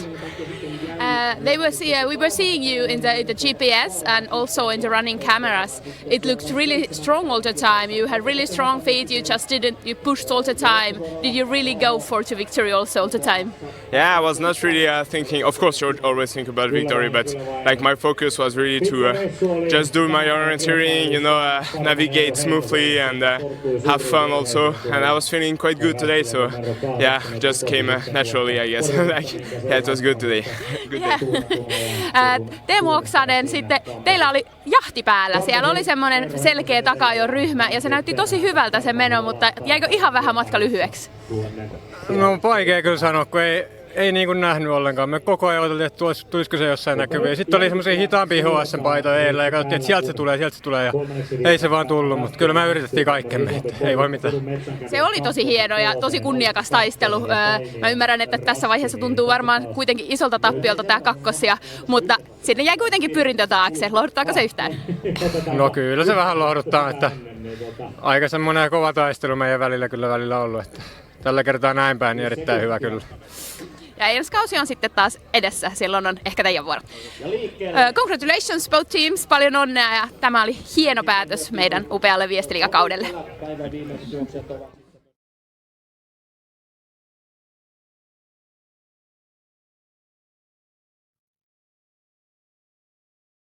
Meanwhile, we also had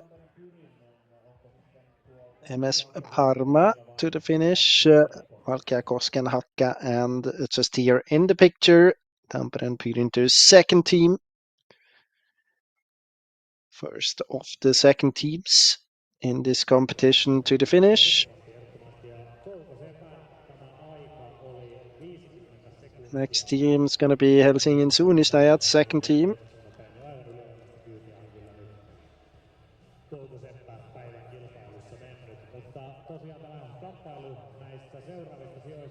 Einari Heinaro.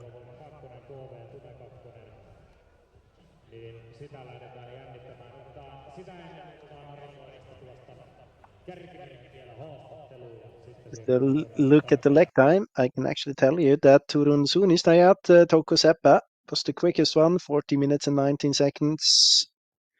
About 56 seconds faster than 55 seconds faster than Viktor Svensk. Struggled, had mistakes. No, actually, to correct myself, Timo Oksanen was the second quickest, but they were all within a few seconds. So Timo Oksanen, Viktor Svensk, and Mathieu Perrin all within 7 seconds, but about a minute slower than the fastest runner on this last deck, Touko Seppä. This the last part of the competition. Here we still had this chasing group all together, but at any point from the very beginning, we had Helsingin Suunnistajat in the lead. No problems at all here. Actually, Tampere and Pyrinter, slightly different route, a bit more distance, and also a different forking. They lost a bit of time. You can see that Turun Suunnistajat always around Stura Tuna. Tampere and Pyrinter with a mistake at 11. And then from about, I would say, control 14 there in the exit, we had different choices by Ikalisten and Turun Metsenkävijät opening up that gap for the first time, really. Take a look at this now. Ikalisten going straight through the green. Turun Metsenkävijät. I mean, it's just a few seconds, but if you look at this, actually Oksanen is kind of able to maintain this gap for almost the rest of the course. Not the best direction to control 15. There would have been the chance for Uldis Upetis to get back maybe, but in the end it was Helsingin Suunnistajat ahead of Ikalisten and Turun Metsenkävijät.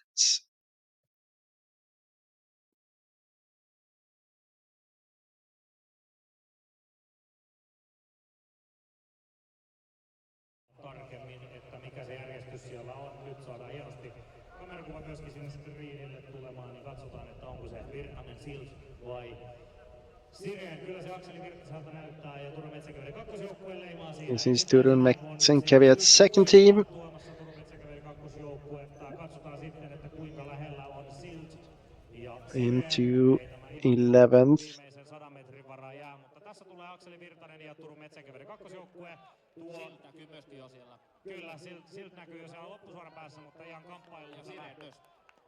Joo, kyllä nyt Pikkusireen on siinä aivan etäisyydellä ja saa nähdä, että miten tuo loppuotus menee. Ei näytä siltä, että sieltä enää saavutettaisiin, mutta tässä nyt sijat 11, 12 ja 13. Just behind him, also Kove, Lauri Silt taking the first team into 12th position.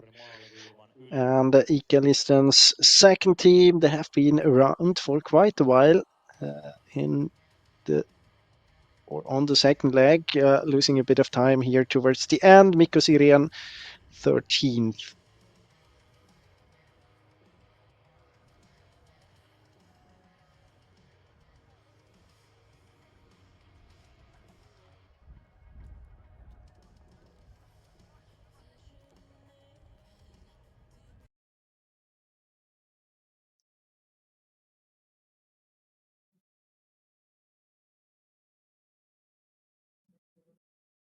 And see that Paimen Rasti is on the way to the finish as well. getting into 14th position here, then behind Navi and Lynx. The next teams getting positions 15 and 16. Probably because not all of the teams wearing a GPS device. So we have to see. Definitely Päimi and Rasti into 14th. There is somewhere here Sunto Jyväskylä as well. Yes, indeed. So Sunto Jyväskylä into 15th, then Navi, then UK 77 and Lynx.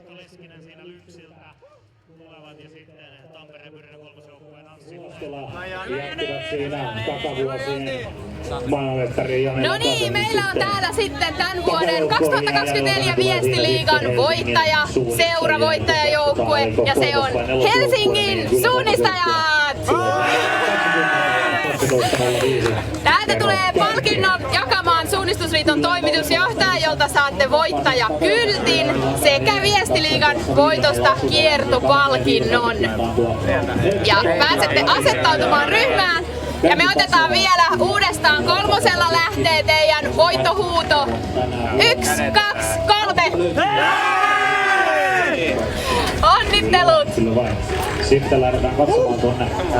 a picture of the leaders or of the winners of the Relay League, I'm gonna leave you here for this broadcast. I hope you enjoyed it, and I hope that you will tune in again next time. We're gonna send orienteering on IOF Live TV. See you then.